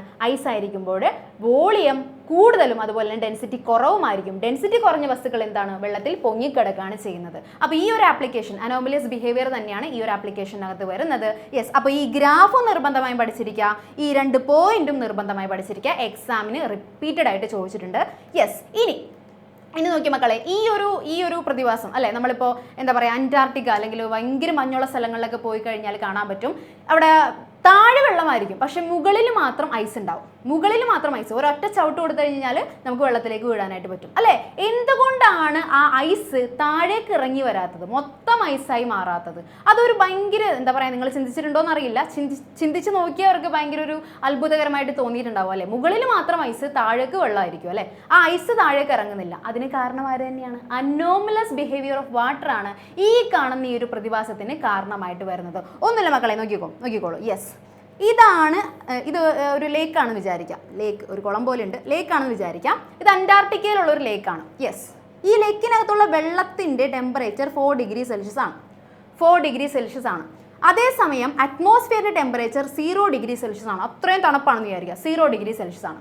യെസ്, ഈ 0 ഡിഗ്രി സെൽഷ്യസിലുള്ള അറ്റ്മോസ്ഫിയറുമായി കോണ്ടാക്റ്റിൽ നിൽക്കുന്ന ഈ ഉപരിതലം, ഈ സർഫസ്, വെള്ളത്തിൻ്റെ ഈ സർഫസ് എന്ത് ചെയ്യുന്ന അറിയോ? അതും 0 ഡിഗ്രി ആവുന്നു അല്ലേ. 0 ഡിഗ്രിയുമായിട്ട് കോണ്ടാക്റ്റിൽ നിൽക്കുകയാണ്. അതുകൊണ്ട് എന്ത് സംഭവിക്കുന്നു? ഈ കാണുന്ന സർഫസും എന്തായി മാറും? 0 ഡിഗ്രി ആയി മാറും, അഥവാ ഐസായി മാറുന്നു. യെസ്, ഐസിനാണോ അഥവാ 4 ഡിഗ്രി സെൽഷ്യസിലുള്ള വെള്ളത്തിനാണോ ഡെൻസിറ്റി കൂടുതൽ? ഒരു സംശയവുമില്ല, 4 ഡിഗ്രി സെൽഷ്യസിലുള്ള വെള്ളത്തിനാണ് ഡെൻസിറ്റി കൂടുതൽ. അതുകൊണ്ട് എന്ത് സംഭവിക്കുന്നു? ഈ ഐസ് താഴേക്ക് ഇറങ്ങി വരുന്നില്ല. എന്താ? ഡെൻസിറ്റി കുറഞ്ഞ ഐസ് മുകളിൽ തന്നെ പൊന്തി കിടക്കുന്നു. ഡെൻസിറ്റി കൂടിയ 4 ഡിഗ്രി സെൽഷ്യസ് താഴെ തന്നെ കിടക്കുന്നു അല്ലേ. ഡെൻസിറ്റി കൂടിയവർ എപ്പോഴും താഴെ ആയിരിക്കുള്ളൂ. ഇവരൊന്നും മുകളിലേക്ക് ചെന്നാലല്ലേ ഐസിന് താഴേക്ക് ഇറങ്ങി വരാൻ പറ്റൂ. ഇവർ മുകളിലേക്ക് പോകില്ല, അതുകൊണ്ട് ഐസ് താഴേക്കും വരൂല. അതുകൊണ്ടാണ് ഇവിടെ മുകളിൽ മാത്രം ഐസും താഴേക്ക് എന്താണ് നമുക്ക് വെള്ളവും കാണാനായിട്ട് സാധിക്കുന്നത്. ഈ 4 ഡിഗ്രി സെൽഷ്യസിനകത്തായിരിക്കുള്ളൂ ഈ അക്വാട്ടിക് ആനിമൽസ് അല്ലേ, അവിടുത്തെ മീനുകളും അതേപോലെ തന്നെ അക്വാട്ടിക് പ്ലാന്റ്സ് ഒക്കെ ജീവിക്കുന്നത് ഈ 4 ഡിഗ്രി സെൽഷ്യസിനകത്തായിരിക്കും. താഴേക്ക് വീണ്ടും ഐസ് ഇറങ്ങി വന്നു കഴിഞ്ഞാൽ അവർക്ക് ജീവിക്കാൻ പറ്റൂല. ഈ 4 ഡിഗ്രി സെൽഷ്യസിലായിരിക്കും അവർ അവരുടെ ജീവിതം കഴിച്ചു കൂട്ടുന്നത്. യെസ്, ഓക്കെ, അപ്പോൾ ഇങ്ങനെ ഒരു ക്വസ്റ്റ്യൻ, ആപ്ലിക്കേഷൻ ലെവലിലുള്ള ഈ ഒരു question, aquatic animals are protected in cold countries as ice is formed on the surface of river. റിവറിന്റെ മുകളിൽ ഭാഗത്ത് മാത്രം ഐസ് ഫോം ചെയ്തുകൊണ്ട് അടയിലുള്ള അക്വാട്ടിക് അനിമൽസ് പ്രൊട്ടക്ട് ചെയ്യപ്പെടുന്നു. എവിടെ? കോൾഡ് കൺട്രീസിൽ, തണുത്ത കൺട്രീസിൽ. എന്തുകൊണ്ട്? ഈ ഒരു ക്വസ്റ്റിന് എഴുതേണ്ട ആൻസർ ആണ് മക്കളെ ഈ പോയിന്റ് ആയിട്ട് എഴുതിയിരിക്കുന്നത്. യെസ്, ഫസ്റ്റ് പോയിന്റ് നോക്കി. Due to the anomalous behaviour of water it has a maximum density at 4 degree Celsius. വെള്ളത്തിന്റെ അനോമലസ് ബിഹേവിയർ കാരണം വെള്ളത്തിന് മാക്സിമം ഡെൻസിറ്റി വരുന്നത് 4 ഡിഗ്രി സെൽഷ്യസിലായിരിക്കും. Okay, so this 4 degree Celsius water goes down and colder water rises up, thus form ice on the surface. അതുകൊണ്ട് എന്ത് സംഭവിക്കുന്നു? ഈ 4 degree സെൽഷ്യസിൽ density കൂടിയ വെള്ളം എന്ത് ചെയ്യാണ്? താഴേക്കും വരുന്നു. കൂളായിട്ടുള്ള വെള്ളം, കോൾഡർ ആയിട്ടുള്ള വാട്ടർ എന്ത് ചെയ്യുന്നു? മുകളിലേക്കും ഉയർന്നു വരുന്നു. അപ്പോൾ ഒരിക്കൽ അത് ഐസായിട്ട് മുകളിൽ ഫോം ചെയ്ത് കഴിഞ്ഞാൽ, ഓക്കെ, മുകൾ ഭാഗം മാത്രം ഐസ് ആയി കഴിഞ്ഞാൽ പിന്നൊരിക്കലും ചൂടും തണുപ്പും അപ്പുറത്തേക്കും ഇപ്പുറത്തേക്കും പോകില്ല. ഐസ് എന്ന് പറയുന്നത് ഒരു തെർമൽ ഇൻസുലേറ്റർ ആണ്. അവരൊരിക്കലും ഹീറ്റിനെ കണ്ടക്ട് ചെയ്യൂല, ഹീറ്റിനെ അപ്പുറത്തേക്കും ഇപ്പുറത്തേക്കും കടത്തി വിടൂല. അതുകൊണ്ട് എന്താണ്, പിന്നീട് ഒരിക്കലും എന്താ പറയുക, ഐസിന്റെ അപ്പുറത്തേക്കും ഇപ്പുറത്തേക്കും ഹീറ്റ് ട്രാൻസ്ഫർ നടക്കൂല. അതുകൊണ്ട് തന്നെ എപ്പോഴും മുകളിലും താഴെയും ടെമ്പറേച്ചർ കോൺസ്റ്റന്റ് ആയിട്ടായിരിക്കും നിൽക്കുന്നത്. 4 ഡിഗ്രി താഴെ 4 ഡിഗ്രി ഉള്ളത് 4 ഡിഗ്രി തന്നെയായിരിക്കും. അവരെപ്പോഴും താഴെയായിരിക്കും കിടക്കുന്നത്, ഡെൻസിറ്റി കൂടുതലായിരിക്കും. So A temperature of 4 degree Celsius is maintained and aquatic animals can survive in the water. അപ്പോൾ എന്താണ്, അവിടെ മൊത്തം താഴെ ഒരു 4 ഡിഗ്രി സെൽഷ്യസിലുള്ള ടെമ്പറേച്ചർ മെയിൻറ്റെയിൻ ചെയ്തിട്ടുണ്ടായിരിക്കും. അവിടെ ആയിരിക്കും അക്വാട്ടിക് അനിമൽസ് സേഫ് ആയിട്ട് ജീവിക്കുന്നത്. യെസ്, ഈ കാണുന്ന പോയിന്റ്സ് പഠിച്ചു വെക്കുക. യെസ്, ഇത്രയും പോയിന്റ്സ് എഴുതി കഴിഞ്ഞാൽ ഈ കാണുന്ന ക്വസ്റ്റിനുള്ള ആൻസർ ആയി. ഓക്കെ, എക്സാമിന് ചോദിച്ചിട്ടുള്ള ക്വസ്റ്റ്യൻ ആണ്. Yes, okay, next. ഇനി നമ്മൾ പറയുന്ന ഒരു കാര്യമാണ് ഹീറ്റ് കപ്പാസിറ്റി. ഹീറ്റ് കപ്പാസിറ്റി ഒന്നുമില്ല മക്കളെ, ഒരു വസ്തുവിന് അതിൻ്റെ ടെമ്പറേച്ചർ ഉയർത്താൻ വേണ്ടുന്ന ആ ഒരു എമൗണ്ട് ഓഫ് ഹീറ്റിൻ്റെ അളവ്. ഓക്കെ, ഹീറ്റിൻ്റെ അളവിന് നമ്മൾ വിളിക്കുന്ന പേരാണ് ഹീറ്റ് കപ്പാസിറ്റി. ഒരു വസ്തുവിന് 1 ഡിഗ്രി ടെമ്പറേച്ചർ ഉയർത്താൻ വേണ്ടുന്ന ഹീറ്റിൻ്റെ അളവിനെയാണ് നമ്മൾ ഹീറ്റ് കപ്പാസിറ്റി എന്ന് വിളിക്കുന്നത്. മക്കളെ, ഹീറ്റ് കപ്പാസിറ്റി എന്ന് പറയുന്നത്, ഹീറ്റ് കപ്പാസിറ്റി യെസ് 2 വിധമാണുള്ളത്. 2 വിധം. ഓക്കെ, ഹീറ്റ് കപ്പാസിറ്റി എന്ന് പറയുന്നത് ഏതൊരു സബ്സ്റ്റൻസിനും അതിൻ്റെ ടെമ്പറേച്ചർ 1 ഡിഗ്രി ഉയർത്താൻ വേണ്ടുന്ന ഹീറ്റിൻ്റെ അളവ്. ഓക്കെ, ഇനി 1 കിലോഗ്രാം സബ്സ്റ്റൻസിൻ്റെ ടെമ്പറേച്ചർ ആണ് 1 ഡിഗ്രി ഉയർത്തുന്നതെങ്കിൽ അതിന് നമ്മൾ വിളിക്കുന്ന പേരാണ് specific heat capacity. Okay, 1 kilogram സബ്സ്റ്റൻസിൻ്റെ ടെമ്പറേച്ചർ 1 ഡിഗ്രി ഉയർത്താനാണെങ്കിൽ അതിനെ വിളിക്കുന്നതാണ് സ്പെസിഫിക് ഹീറ്റ് കപ്പാസിറ്റി. അതേസമയം 1 മോള് സബ്സ്റ്റൻസിൻ്റെ 1 ഡിഗ്രി ഉയർത്താനാണെങ്കിൽ അതിനെ വിളിക്കുന്ന പേരാണ് molar specific heat capacity. Specific heat capacity. Okay, ഒന്നുമില്ല, വ്യത്യാസമൊന്നുമില്ല. ഓക്കെ, സ്പെസിഫിക് ഹീറ്റ് കപ്പാസിറ്റി എന്ന് പറയുന്നത് 1 കിലോഗ്രാം സബ്സ്റ്റൻസിൻ്റെ 1 ഡിഗ്രി ഉയർത്താൻ. മോളാർ എന്ന് പറയുമ്പോൾ 1 മോള് സബ്സ്റ്റൻസിൻ്റെ 1 ഡിഗ്രി ഉയർത്താൻ. അത്രേ ഉള്ളൂ വ്യത്യാസം. ഇനി മോളാറിനെ തന്നെ നമുക്ക് 2 രീതിക്ക് വിളിക്കാം.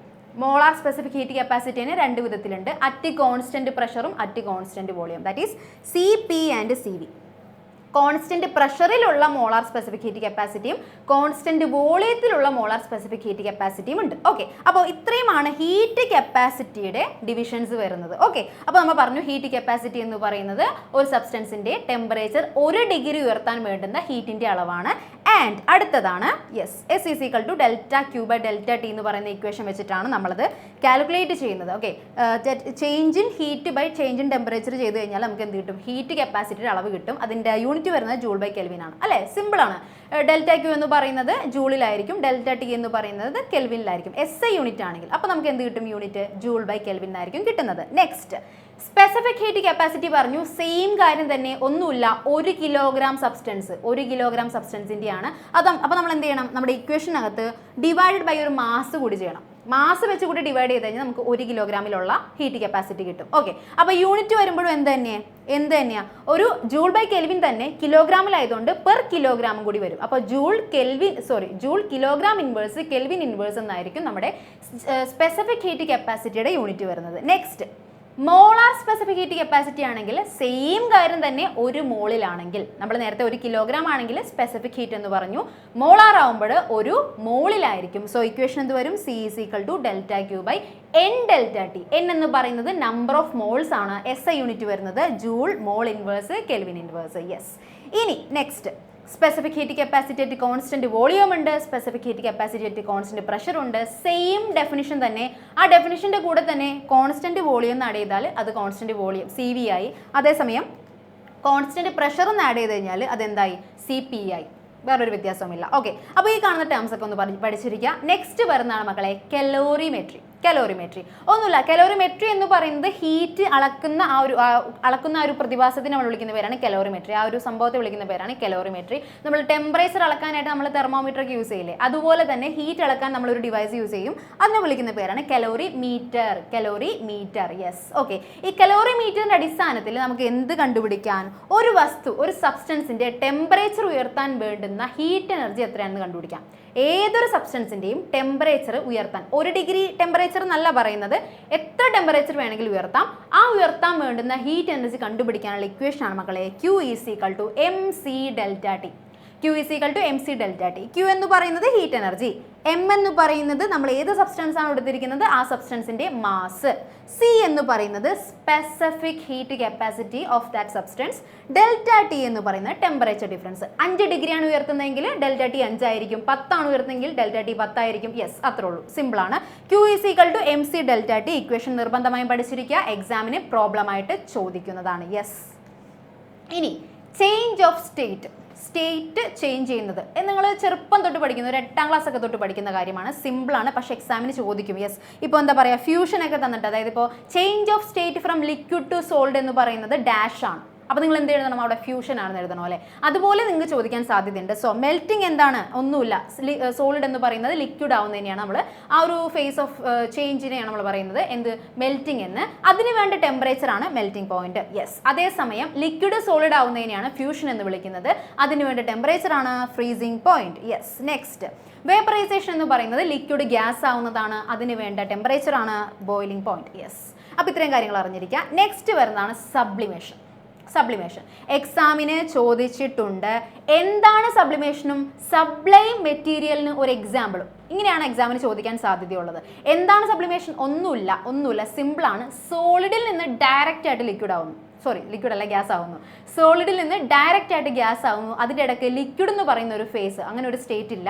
ഡയറക്റ്റ് ആയിട്ട് സോളിഡ് എന്തായി മാറുന്നു, ഗ്യാസ് ആയി മാറുന്നു. ഈ ഫിഗറിൽ കാണാൻ പറ്റും, സോളിഡ് സബ്സ്റ്റൻസ് ആണ് ഇരിക്കുന്നത്, അത് നേരെ ഗ്യാസ് ആയിട്ട് പോവാണ്, അവിടെ ലിക്വിഡ് ഫോർമേഷൻ നടക്കുന്നില്ല, നമുക്ക് നേരെ കാണാനായിട്ട് സാധിക്കുന്നുണ്ട്. അപ്പോൾ എക്സാമ്പിൾ ആയിട്ട് വരുന്ന ആളാണ് മക്കളെ ഡ്രൈ ഐസ്. നിർബന്ധമായും പഠിച്ചിരിക്കാം. സബ്ലൈം മെറ്റീരിയൽ എന്താണെന്ന് ചോദിക്കും. അപ്പോൾ എന്ത് പറയാം, ഡ്രൈ ഐസ് ആണ് അതിനൊരു എക്സാമ്പിൾ. ഡ്രൈ ഐസ് എന്ന് പറയുന്നത് സോളിഡ് ആയിട്ടുള്ള കാർബൺ ഡൈ ഓക്സൈഡ് തന്നെയാണ്. പിന്നെ അയഡിൻ ക്യാംഫർ വരുന്നുണ്ട്, നാഫ്തലിൻ ടാബ്ലറ്റ്സ്, ഒന്നുമില്ല, മറ്റേ പാറ്റ ഗുളികയും പിന്നെ കർപ്പൂരം ഒക്കെയാണ്. ഓക്കെ, അപ്പോൾ ഈ കാണുന്ന എക്സാമ്പിൾസ് ഒന്ന് പഠിച്ചു വെക്കാം. ഡ്രൈ ഐസ് എഴുതിയാൽ മതി, നിങ്ങൾ ഡ്രൈ ഐസ് എഴുതിയാൽ മതി എക്സാമ്പിൾ ആയിട്ട്. സബ്ലൈം മെറ്റീരിയലിന് എക്സാമ്പിൾ ആയിട്ട്. സബ്ലിമേഷൻ എന്താണ്, സോളിഡിൽ നിന്ന് നേരെ ഗ്യാസ് ആവുന്ന ആ ഒരു ഫിനോമിനെ വിളിക്കുന്ന പേരാണ് സബ്ലിമേഷൻ. നെക്സ്റ്റ് റീഗലേഷൻ. ഇതിലും ആപ്ലിക്കേഷൻ ലെവലിലുള്ള ക്വസ്റ്റ്യൻസ് ആയിരിക്കും ചോദിക്കാൻ സാധ്യതയുള്ളത്. എന്താണ് മക്കളെ, ഒരു സോളിഡ് സബ്സ്റ്റൻസ് അല്ല, ഐസ് എടുത്തു കഴിഞ്ഞാൽ ഐസിന് മേലെ നമ്മൾ പ്രഷർ അപ്ലൈ ചെയ്ത് കഴിഞ്ഞാൽ അവിടെ ഒരു ചെറിയൊരു ടെമ്പറേച്ചർ, ഒരു ചെറിയൊരു ഹീറ്റ് ഉണ്ടാവുന്നുണ്ട്. ഐസിന് മേലെ പ്രഷർ അപ്ലൈ ചെയ്ത് കഴിഞ്ഞാൽ ആ പ്രഷറിൻ്റെ ആ ഒരു കാരണത്താൽ അവിടെ എന്ത് സംഭവിക്കുന്നു, ഒരു ചെറിയ മെൽറ്റിംഗ് പോയിന്റിൽ ഐസ് ഉരുകാൻ തുടങ്ങുന്നു, ഐസ് വെള്ളമാകാൻ തുടങ്ങുന്നു.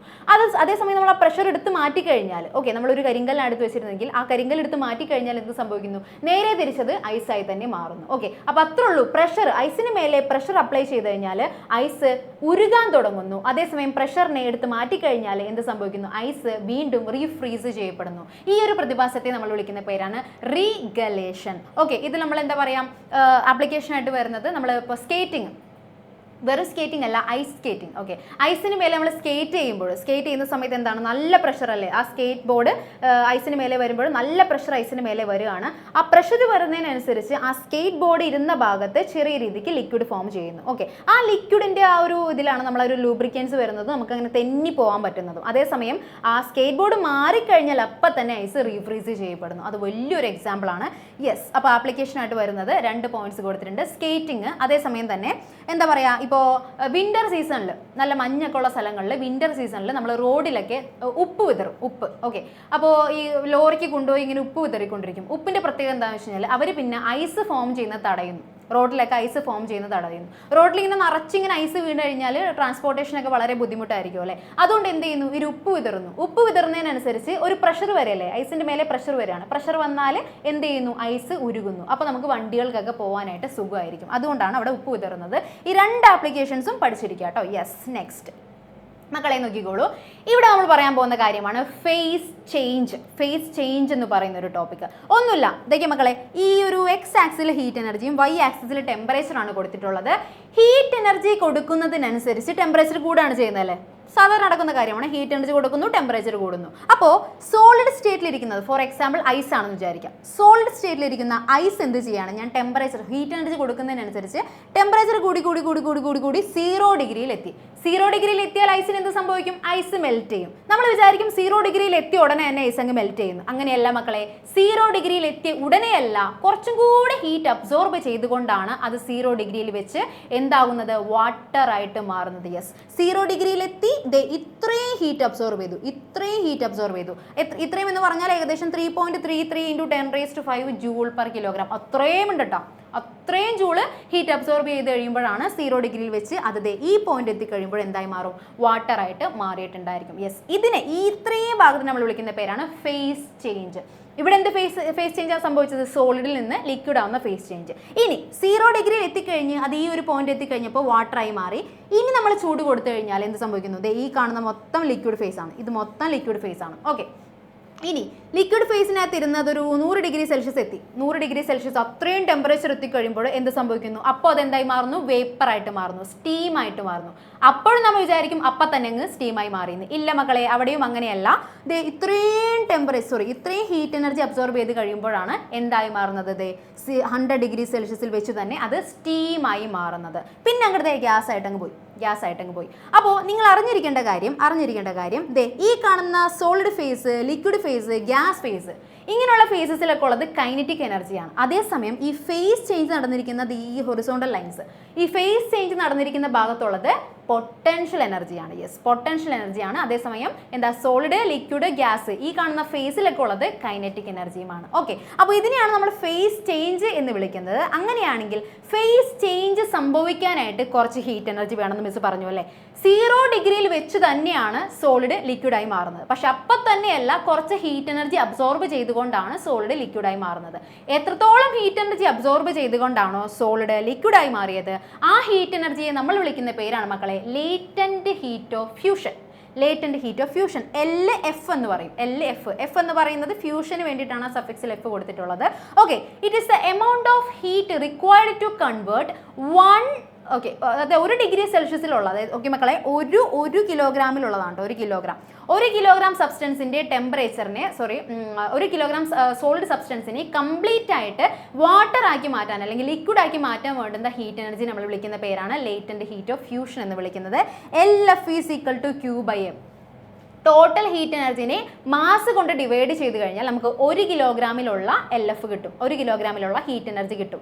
അതിനെയാണ് നമ്മൾ എന്ത് വിളിക്കുന്നത്? ലേറ്റന്റ് ഹീറ്റ് ഓഫ് ഫ്യൂഷൻ എന്ന് വിളിക്കുന്നത്. അതിൽ തന്നെ നമുക്ക് മനസ്സിലാക്കാൻ പറ്റും Q = LF × M. ഇതൊക്കെ മക്കളെ, എമ്മിനെ ലെഫ്റ്റ് സൈഡിലേക്ക് കൊണ്ടുവന്നു കഴിഞ്ഞാൽ LF × M ചെയ്ത് കഴിയുമ്പോൾ നമുക്ക് ടോട്ടൽ ഹീറ്റ് എനർജി കിട്ടും. So latent heat of fusion into mass = total heat energy. Okay, unit വരുന്നത് ജൂൾ/കിലോഗ്രാം തന്നെയാണ്. ദാറ്റ് ഇസ് Q/m ആണ്, ജൂൾ/കിലോഗ്രാം തന്നെ. നെക്സ്റ്റ് വരുന്നതാണ് ലേറ്റന്റ് ഹീറ്റ് ഓഫ് വേപ്പറൈസേഷൻ. ഇതും സെയിം കാര്യം തന്നെ. അവിടെ ഒരു വ്യത്യാസമുള്ളത്, നേരത്തെ സോളിഡിനെ ലിക്വിഡ് ആക്കാനായിരുന്നു. പക്ഷെ ഇവിടെ വരുമ്പോൾ 1 കിലോഗ്രാം ഉള്ള ലിക്വിഡ് സബ്സ്റ്റൻസിനെ കംപ്ലീറ്റ് ആയിട്ട് ടെമ്പറേച്ചറിൽ വ്യത്യാസമില്ലാതെ വേപ്പറാക്കി മാറ്റാൻ വേണ്ടുന്ന ഹീറ്റ് എനർജി നമ്മൾ വിളിക്കുന്ന പേരാണ് ലേറ്റന്റ് ഹീറ്റ് ഓഫ് വേപ്പറൈസേഷൻ. മറ്റേതാണെങ്കിൽ 1 കിലോഗ്രാം സോളിഡ് സബ്സ്റ്റൻസിനെ ടെമ്പറേച്ചർ ഡിഫറൻസ് ഇല്ലാതെ ലിക്വിഡ് ആക്കി മാറ്റാൻ വേണ്ടുന്ന ഹീറ്റ് എനർജി. ഇവിടെ നേരെ തിരിച്ചാണ്, ലിക്വിഡിനെ ഗ്യാസ് ആക്കി മാറ്റാൻ വേണ്ടിയതാണ് 1 കിലോഗ്രാം തന്നെ. ഇക്വേഷൻ സെയിം തന്നെയാണ്. LV എന്ന് കൊടുത്തിട്ടുള്ളത് വേപ്പറൈസേഷൻ്റെ ആയതുകൊണ്ടാണ് LV വന്നിരിക്കുന്നത്. Q/m തന്നെയാണ് ഇക്വേഷൻ വരുന്നത്, യൂണിറ്റ് ജൂൾ/കിലോഗ്രാം തന്നെ. യെസ്, ഓക്കെ മക്കളെ, ഒരു ക്വസ്റ്റ്യൻ നോക്കിയാണ്. ഇത് മാർച്ച് 2021 ചോദിച്ചിട്ടുള്ള ക്വസ്റ്റ്യൻ ആണ്. Why burns from steam are usually more serious than those from boiling water? തിളച്ച വെള്ളത്തിൽ നമ്മൾ കൈ കൊണ്ടു കഴിഞ്ഞാൽ ഉണ്ടാവുന്ന ഒരു വേദന അതിലേക്കും ഭയങ്കര സീരിയസ് ആയിരിക്കുള്ളൂ.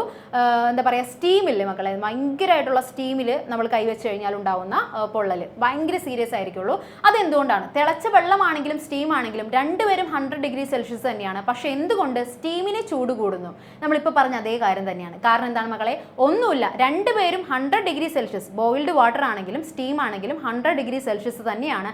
പക്ഷേ സ്റ്റീമിന് ഇതിനകത്ത് ഒരാൾ കൂടി ഉണ്ട്, എക്സ്ട്രാ ഒരാൾ കൂടി ഉണ്ട്. അതാരാണ് മക്കളെ? ലേറ്റന്റ് ഹീറ്റ് ഓഫ് വേപ്പറൈസേഷൻ അല്ലേ? നമ്മൾ നേരത്തെ കണ്ടു ലേറ്റന്റ് ഹീറ്റ് ഓഫ് വേപ്പറൈസേഷൻ എന്ന് പറയുന്ന ഒരു കാര്യം കണ്ടു.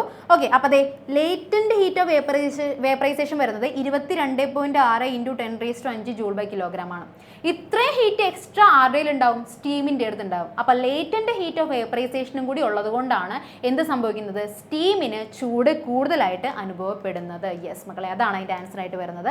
അടുത്ത ക്വസ്റ്റ്യൻ നോക്കാം. When 0.15 kg of ice at 0 degrees Celsius is mixed with 0.30 kg of water at 50 degrees Celsius in a container, the resulting temperature is 6.7 degrees Celsius. ഒന്നുമില്ല, ഒരു 0.15 കിലോഗ്രാമിലുള്ള ഐസ് 0 ഡിഗ്രി സെൽഷ്യസിലുള്ള ഐസിനെ നമ്മൾ എന്ത് ചെയ്യണം?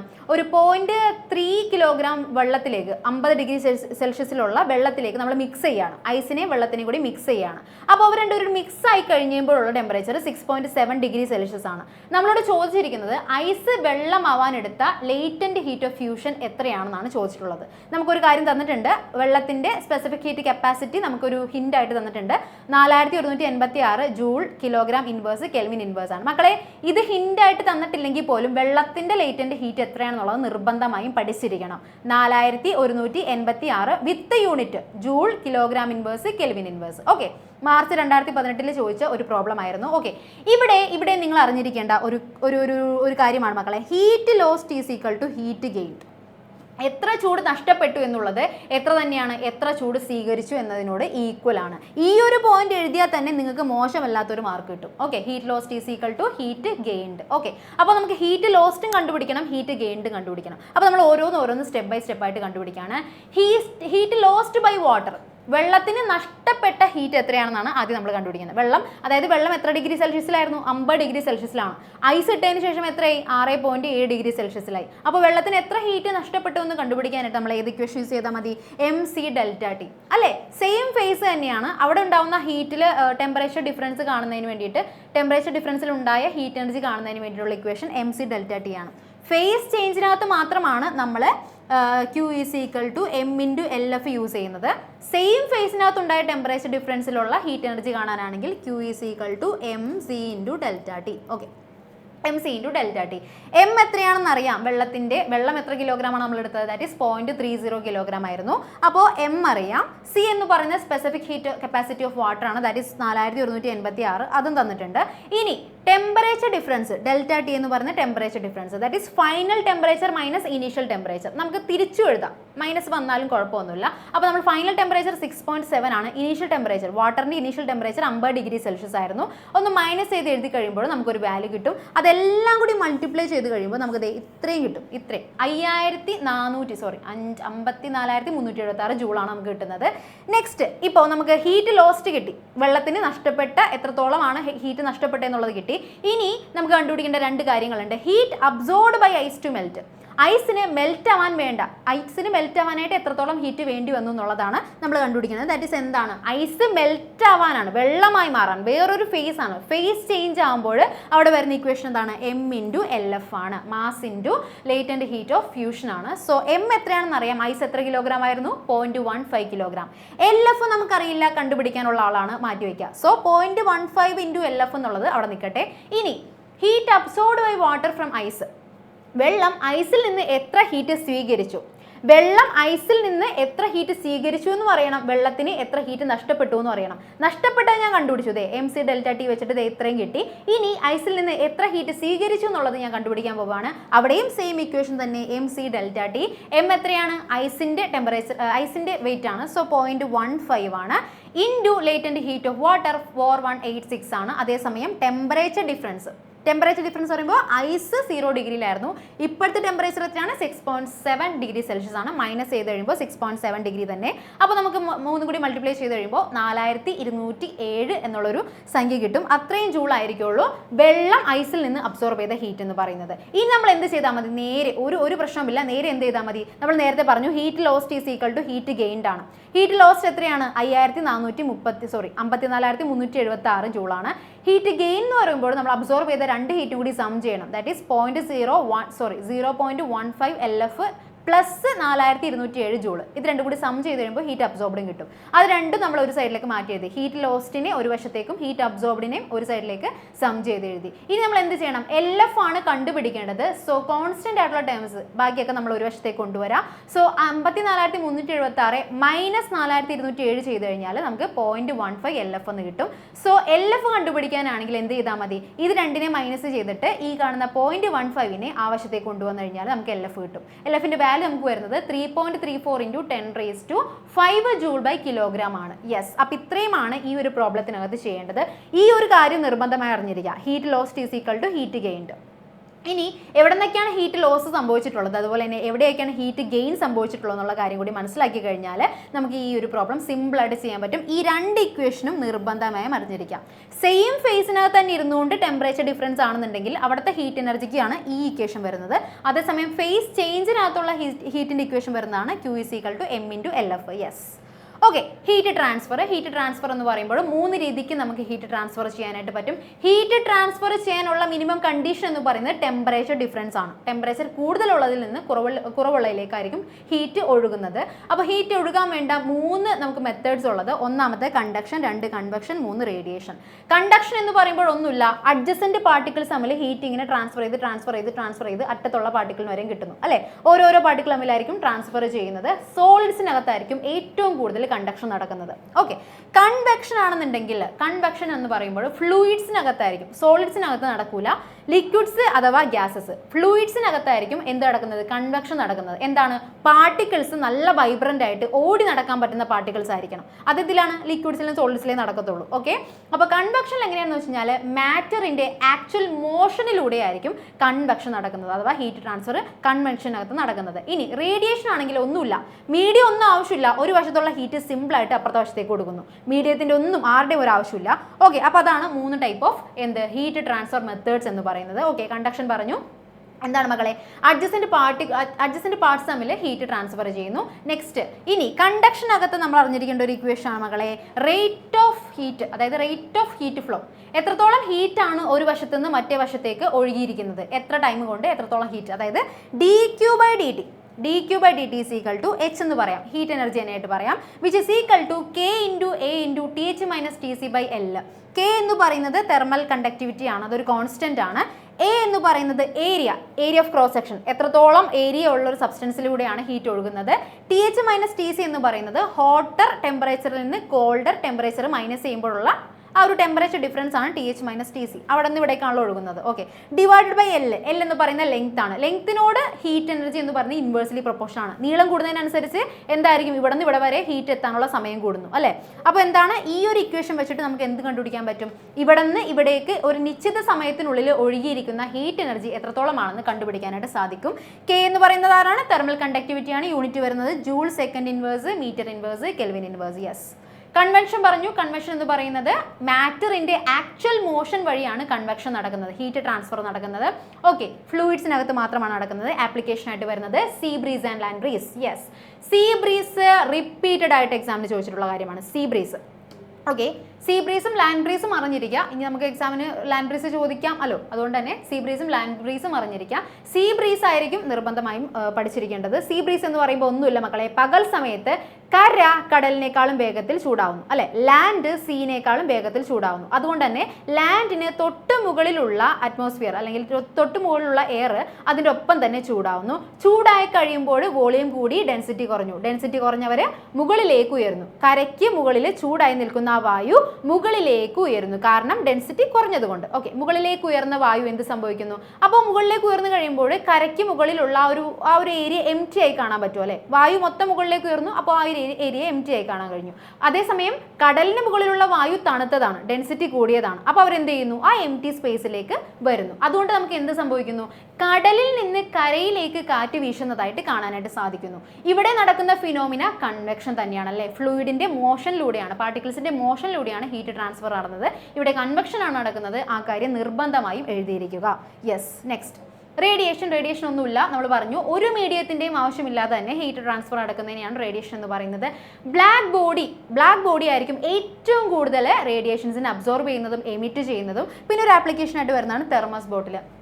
തെർമസ് ബോട്ടിൽ എന്ന് പറയുന്നത് ചൂടിനെ പിടിച്ചു വെക്കുന്നു അല്ലേ. തെർമസ് ബോട്ടിലേക്ക്, അതായത് നമ്മൾ ഫ്ലാസ്ക് ഒക്കെ ഓക്കെ, നമ്മൾ ഒരു ചൂടുള്ള പദാർത്ഥം അതിലേക്ക് ഇട്ട് കഴിഞ്ഞാൽ ചൂടിനെ പുറത്തേക്കും വിടില്ല, അകത്തേക്കും വേറെ ചൂടിനകത്തേക്കും വിടില്ല. അങ്ങനെയുള്ള മെറ്റീരിയൽസ് നമ്മൾ വിളിക്കുന്ന പേരാണ് തെർമസ് ബോട്ടിൽ. റേഡിയേഷൻ്റെ ഒരു ആപ്ലിക്കേഷൻ ആണത്. ഓക്കെ, അപ്പോൾ റേഡിയേഷൻ പറഞ്ഞു മീഡിയം ഒന്നും ആവശ്യമില്ലാതെ ഉള്ള ഹീറ്റ് ട്രാൻസ്ഫർ ആണ്.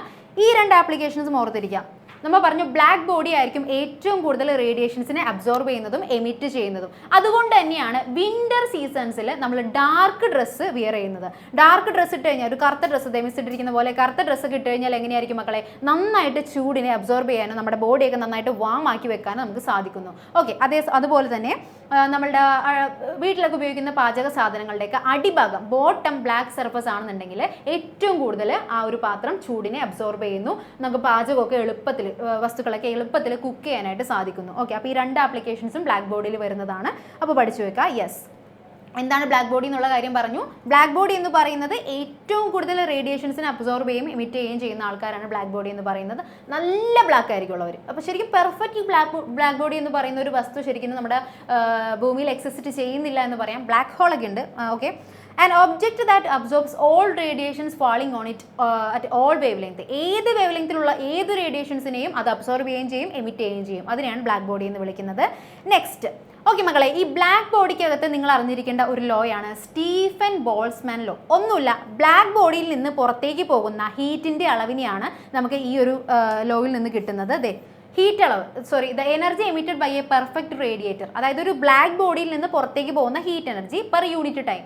അതാണ് എന്ത് പറയുന്നത്, സ്റ്റീഫൻ ബോൾസ്മാൻ ലോ തരുന്നത്. H = A × sigma × T⁴. A എന്ന് പറയുന്നത് ഏരിയയാണ്. ബ്ലാക്ക് ബോഡിയുടെ ഏരിയയാണ് എ എന്ന് പറയുന്നത്. സിഗ്മ എന്ന് പറയുന്നത് സ്റ്റീഫൻ ബോൾസ്മാൻ കോൺസ്റ്റന്റ് ആണ്. അതിന്റെ വാല്യൂ വരുന്നത് 5.67 × 10⁻⁸ വാട്ട് m⁻², k⁻⁴. അതായത് നമ്മൾ ഈ കാണുന്ന ഇക്വേഷനിൽ തന്നെയാണ് നമ്മൾ ആ ഒരു യൂണിറ്റ് എഴുതിയിരിക്കുന്നത്. സോ ഒരു ബ്ലാക്ക് ബോഡിയിൽ നിന്ന് എത്രത്തോളം ചൂട് പുറത്തേക്ക് പോകുന്നു എന്നതുള്ളത് H = area into Stefan Boltzmann constant into temperature. വെറും ടെമ്പറേച്ചർ അല്ല, ടെമ്പറേച്ചർ⁴ ചെയ്താലേ നമുക്ക് ഹീറ്റ് എനർജിയുടെ ഇക്വേഷൻ കിട്ടുള്ളൂ. അതാണ് സ്റ്റീഫൻ ബോൾസ്മാൻ ലോ ആയിട്ട് വരുന്നത്. ഒന്നുമില്ല, ബ്ലാക്ക് ബോഡി എമിറ്റ് ചെയ്യുന്ന റേഡിയേഷൻ്റെ അളവാണ്. Next, Newton's law of cooling. വളരെ ഇമ്പോർട്ടൻ്റ് ആണ്, ഇത് വെച്ച് പ്രോബ്ലം ചോദിച്ചിട്ടുണ്ട്. സോ എന്തായാലും പഠിച്ചിരിക്കുക. ന്യൂട്ടൺസ് ലോ ഓഫ് കൂളിംഗ് എന്ന് പറയുന്നത് സിമ്പിൾ ആയിട്ടുള്ളൊരു കാര്യമാണ്. ഒരു ബോഡിയിൽ നിന്ന് നഷ്ടപ്പെട്ടു പോകുന്ന ഹീറ്റ് എനർജി, ഒരു ബോഡിയിൽ നിന്ന് പുറത്തേക്ക് നഷ്ടപ്പെട്ടു പോകുന്ന ഹീറ്റ് എനർജി എന്ന് പറയുന്നത് എന്തിന് പ്രൊപ്പോർഷണലായിരിക്കും മക്കളെ? ടെമ്പറേച്ചർ ഡിഫറൻസിന് എങ്ങനെ ഡയറക്ട്ലി പ്രൊപ്പോർഷണലായിരിക്കും എന്ന് പറയാനായിട്ട് പറ്റും. Yes, that is -dQ/dt. -dQ/dt ആണ്. മൈനസ് വരാൻ കാരണം നഷ്ടപ്പെട്ടു പോകുന്ന ഹീറ്റ് എനർജിയാണ്. അതുകൊണ്ടാണ് നമ്മൾ മൈനസ് കൊടുത്തിരിക്കുന്നത് കേട്ടോ. നമ്മൾ ഹീറ്റ് എനർജിനെ ലൂസ് ചെയ്യാണ്. So -dQ/dt = K × T2 - T1. ഈ ഒരു ഇക്വേഷൻ വെച്ചിട്ടായിരിക്കും നിങ്ങൾക്ക് പ്രോബ്ലം വരുന്നത്. സോ നമുക്ക് നേരെ ആ പ്രോബ്ലത്തിലേക്ക് പോകാം. നോക്കിയ മക്കളെ, 2019 ഇംപ്രൂവ്മെന്റ് എക്സാമിന് ചോദിച്ചിട്ടുള്ള ഒരു പ്രോബ്ലമാണ്. A body cools from 80°C to 50°C in 5 minutes. 5 minute കൊണ്ട് ഒരു ബോഡി 80°C നിന്ന് 50°C ആയിട്ട് കുറയുന്നു. ഓക്കെ, ഹീറ്റ് ലോസിംഗ് ആണ്. ഹീറ്റ് ലോസ് കണ്ടു കഴിഞ്ഞാൽ നിങ്ങൾ അവിടെ എന്തായാലും ന്യൂട്ടൺസ് കൂളിംഗ് അപ്ലൈ ചെയ്തോ. Okay, calculate the time it taken to cool from 60°C to 30°C. അങ്ങനെയാണെന്നുണ്ടെങ്കിൽ 60 ഡിഗ്രിയിൽ നിന്ന് 30 ഡിഗ്രിയിൽ എത്താനായിട്ട് വേണ്ട ടൈം എത്രയാണെന്നാണ് ചോദിച്ചിട്ടുള്ളത്. 80 നിന്ന് 50 ആവാനായിട്ട് 5 മിനിറ്റ് എടുത്തു. അങ്ങനെയാണെങ്കിൽ 60 നിന്ന് 30 ആവാനായിട്ട് എത്ര മിനിറ്റ് വേണ്ടി വരും? സറൗണ്ടിങ്ങിൻ്റെ ടെമ്പറേച്ചർ, ചുറ്റുപാടിൻ്റെ ടെമ്പറേച്ചർ തന്നിട്ടുണ്ട് 20°C ആണ്. അപ്പോൾ ഈ പറയുന്ന കാര്യങ്ങൾ ആദ്യം എടുത്ത് എഴുതാം. ആദ്യം നമ്മൾ എന്ത് ചെയ്യണം? ഈ തന്നിരിക്കുന്ന കാര്യങ്ങൾ എടുത്ത് എഴുതണം. എന്നിട്ട് നിങ്ങൾ എന്ത് പറയുന്നത് വെച്ച് കഴിഞ്ഞാൽ ന്യൂട്ടൺസ് കൂളിംഗ് ആണ് നമ്മളിവിടെ അപ്ലൈ ചെയ്യേണ്ടതെന്നുള്ള കാര്യം പറയാം. അപ്പോൾ നമുക്ക് മനസ്സിലാകും എന്താണ് ടെമ്പറേച്ചർ എന്ന് പറയുന്നത് എത്രയായിരിക്കുള്ളൂ. ദാറ്റ് ഈസ് എത്രത്തോളം ടെമ്പറേച്ചർ നമുക്ക് നഷ്ടപ്പെട്ടു എന്നുള്ളത്, ഹീറ്റ് നഷ്ടപ്പെട്ടു എന്നുള്ളത് നമുക്ക് പറയാനായിട്ട് സാധിക്കും. ന്യൂട്ടൺസ് കൂളിംഗ് വെച്ചിട്ട് എന്തായിരിക്കും, എത്രത്തോളം ഹീറ്റ് നഷ്ടപ്പെട്ടു. ഹീറ്റ് ലോസ് എന്ന് പറയുന്നത് പ്രൊപ്പോർഷണൽ ടു എന്തായിരിക്കും മക്കളെ? എത്രത്തോളം ടെമ്പറേച്ചർ ഡിഫറൻസ് ഉണ്ട്. ഹീറ്റ് ലോസ് എന്ന് പറയുന്നത് ടെമ്പറേച്ചറിൽ എത്രത്തോളം ഡിഫറൻസ് ഉണ്ട് അതിന് പ്രൊപ്പോർഷണൽ ആയിരിക്കും. ടെമ്പറേച്ചർ ഡിഫറൻസിന് പ്രൊപ്പോർഷണൽ ആയിരിക്കും എന്ന് പറയാൻ പറ്റും. ഓക്കെ, സോ നമുക്കറിയാം -dQ/dt proportional to T1 + T2/2 - Ts. Okay, കുറച്ച് കൺഫ്യൂഷൻ വരും ഈ ഇക്വേഷനിൽ നിന്ന്, വലിയ പ്രയാസമൊന്നുമില്ല, ഒന്ന് പറഞ്ഞുതരാം. T1 + T2 എന്ന് പറയുന്നത് ഒന്നുമില്ല, 80ഉം 50ഉമാണ് ടെമ്പറേച്ചർ ഡിഫറൻസ് സംഭവിച്ചിട്ടുള്ളത്. അതിൻ്റെ ആവറേജ് വേണം നമ്മൾ എടുക്കാനായിട്ട്, അല്ലേ? ആദ്യത്തെ ടെമ്പറേച്ചർ 80 ആയിരുന്നു, അവസാനത്തേത് 50 ആണ്. അതിൻ്റെ രണ്ടിൻ്റെയും ആവറേജ് എടുത്തിട്ട് അത് നമ്മൾ എന്ത് ചെയ്യണം, അതിൽ നിന്ന് നമ്മൾ സറൗണ്ടിങ്ങിൻ്റെ ടെമ്പറേച്ചർ മൈനസ് ചെയ്യണം. അപ്പം നമുക്കൊരു ടെമ്പറേച്ചർ കിട്ടും. ഓക്കെ, ആ ടെമ്പറേച്ചറിനോട് പ്രൊപ്പോർഷണലായിരിക്കും dQ/dt എന്ന് പറയുന്നത്. T1 + T2/2 എന്ന് പറയുന്നത് ആവറേജ് ടെമ്പറേച്ചറാണ്.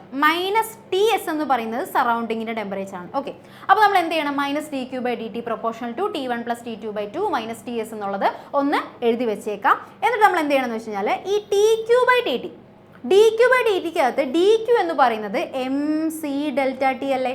dQ എന്ന് പറയുന്നത് അത് ഹീറ്റ് എനർജി ആണ്. dQ എന്ന് പറയുന്നത് mc∆T ആണ്, divided by dt proportional to എന്ത് തന്നെയാണ്, T1 + T2 / 2 -TS. ഓക്കെ, ഇനി നമ്മൾ ഒന്നും ചെയ്യേണ്ട, കാര്യങ്ങളൊക്കെ അങ്ങ് സബ്സ്റ്റിറ്റ്യൂട്ട് ചെയ്താൽ മാത്രം മതി. എമ്മും സിയും കോൺസ്റ്റന്റ് ആണ്, അവർ എഴുതിയില്ലെങ്കിലും കുഴപ്പമില്ല, പ്രൊപ്പോർഷണാലിറ്റി അല്ലേ, എഴുതിയില്ലെങ്കിലും കുഴപ്പമില്ല. ∆T/dt എന്ന് പറയുന്നത് 5 മിനിറ്റ് ആണെന്ന് തന്നിട്ടുണ്ട്, അല്ലേ? ഇത്ര സമയം കൊണ്ടാണെന്നുള്ളത് തന്നിട്ടുണ്ട്. So 5 proportional to T1 + T2/2. T1 തന്നിട്ടുണ്ട്, T2 തന്നിട്ടുണ്ട്, 80ഉം 50ഉം. Okay, 80 + 50 / 2 -TS. സറൗണ്ടിങ്ങിൻ്റെ temperature 20 degree Celsius. Okay, simple calculations ആണ്, നമുക്ക് നേരെ അങ്ങ് ചെയ്തു പോകാം. ∆T എത്രയാണ് മക്കളെ? ഒന്നുമില്ല, ദാറ്റ് ഈസ് 80 - 50. 80 - 50 എത്ര കിട്ടും മക്കളെ? That is 30. 30/5 പ്രൊപ്പോർഷണൽ ടു 80 + 50 എത്രയാണ്? 130/2. 130/2 വരുമ്പോൾ നമുക്ക് ഏകദേശം 65 കിട്ടും. 65-ൽ നിന്ന് 20 കുറച്ച് കഴിയുമ്പോൾ നമുക്ക് 45 കിട്ടും. യെസ്, അപ്പോൾ ഇത് ഒന്നാമത്തെ ഇക്വേഷൻ. 30/5 പ്രൊപ്പോർഷണൽ ടു 45 എന്നുള്ളത് ഒന്നാമത്തെ ഇക്വേഷൻ. ഇനി നമുക്ക് അടുത്ത കേസ് നോക്കാം. അടുത്ത കേസിൻ്റെ അകത്ത് ∆T/dt എന്ന് പറയുമ്പോൾ 60ഉം 30ഉം ആണ്. 60-ൽ നിന്ന് 30 കുറച്ച് കഴിഞ്ഞാൽ 30/dt. എത്രയാണ് നമുക്കറിയില്ല, ടൈം തന്നിട്ടില്ല. ഓക്കെ, അതാണ് നമുക്ക് കണ്ടുപിടിക്കാനുള്ളത്. Proportional to T1 + T2/2. T1 എത്രയാണ്? 60 ആണ്. T2 എത്രയാണ്? 30 ആണ്. അപ്പോൾ എത്ര കിട്ടും? 60ഉം 30ഉം കൂടി കൂട്ടി കഴിഞ്ഞാൽ 90 കിട്ടും. 90/2 45. 45 - TS ചെയ്യുക. TS ചെയ്ത് കഴിയുമ്പോൾ നമുക്ക് 45 - 20 ആയിരിക്കും. സോ നമുക്ക് പ്രൊപ്പോർഷണൽ ടു 25 എന്ന് കിട്ടും. ഓക്കെ, അപ്പോൾ ഇത്രയും കാര്യങ്ങൾ കിട്ടി. ഇനി നമ്മൾ ഇത് 2 കൊടുത്തു കഴിഞ്ഞാൽ 1/2 ചെയ്താൽ, ഒന്നാമത്തെ ഇക്വേഷൻ ഡിവൈഡ് ബൈ രണ്ടാമത്തെ ഇക്വേഷൻ ചെയ്താൽ നമുക്ക് ആൻസർ കിട്ടും. സിമ്പിളാണ്. 30/5 divided by 30/dt is equal to 45/25. ഈ ഒരു ഇക്വേഷൻ തന്നെ നമുക്ക് എന്ത് കിട്ടും? ദാറ്റ് ഈസ് dt മുകളിലേക്ക് വരുന്നു. So T is equal to 5 × 45/25 എന്ന് കിട്ടും. 45/5 ഈസ് ഈക്വൽ ടു 9. 9 മിനിറ്റ് എന്നാണ് നമുക്ക് ആൻസർ കിട്ടുന്നത്. T is equal to 9 minutes. ഈ ഒരു ഫോർമാറ്റിലായിരിക്കും നിങ്ങൾക്ക് പ്രോബ്ലം ചോദിക്കുന്നത്. ഈ ഇക്വേഷൻ നിർബന്ധമായും ഓർത്തിരിക്കാം. dQ/dt proportional to T1 + T2/2 -TS. T1ഉം T2ഉം തന്നിട്ടുണ്ടായിരിക്കും. ഫസ്റ്റ് കണ്ടീഷൻ അപ്ലൈ ചെയ്യുക, എന്നിട്ട് ഡിവൈഡ് ബൈ 2 ചെയ്യുക, -TS സറൗണ്ടിങ്ങിൻ്റെ ടെമ്പറേച്ചറും തന്നിട്ടുണ്ടായിരിക്കും, അതും അപ്ലൈ ചെയ്യുക. അപ്പോൾ നമുക്ക് എന്ത് കിട്ടും? ഒരു ഇക്വേഷൻ കിട്ടും. 30/5 പ്രൊപ്പോർഷണൽ ടു 45 എന്ന് കിട്ടി. അതേപോലെ തന്നെ സെക്കൻഡ് കണ്ടീഷൻ അപ്ലൈ ചെയ്യുക, 60ഉം 30ഉം വെച്ചിട്ടുള്ള കണ്ടീഷൻ അപ്ലൈ ചെയ്യുക. അപ്പോഴും നമുക്കൊരു ഇക്വേഷൻ കിട്ടും. രണ്ടും കൂടി ഡിവൈഡ് ചെയ്ത് കഴിയുമ്പോൾ നമുക്ക് Tയുടെ വാല്യൂ കിട്ടും. അപ്പോൾ ഈ ഒരു ഫോർമാറ്റിൽ ചെയ്ത് കഴിഞ്ഞാൽ നിങ്ങൾക്ക് എളുപ്പമായിട്ട് ന്യൂട്ടൺ സ്കൂളിംഗ് വെച്ചിട്ട് ഈ ഒരു പ്രോബ്ലം സോൾവ് ചെയ്യാനായിട്ട് സാധിക്കും. അപ്പോൾ മക്കളെ, ഇത്രയും കാര്യങ്ങളാണ് ഈ ചാപ്റ്ററിൽ ഏറ്റവും ഇമ്പോർട്ടൻ്റ് ആയിട്ട് വരുന്നത്. അപ്പോൾ ഈ പറഞ്ഞ ഒരു ടോപ്പിക്സും കാര്യങ്ങളും ഒന്ന് നിർബന്ധമായും ഈ ചാപ്റ്ററിൽ നിന്ന് നോക്കി വെക്കാം. അങ്ങനെയാണെന്നുണ്ടെങ്കിൽ നമുക്ക് എക്സാം അടിച്ച് പൊളിച്ച് എഴുതാനായിട്ട് സാധിക്കും. എല്ലാവർക്കും പറഞ്ഞത് മനസ്സിലായെങ്കിൽ മക്കളെ, Tata bye bye, all the best.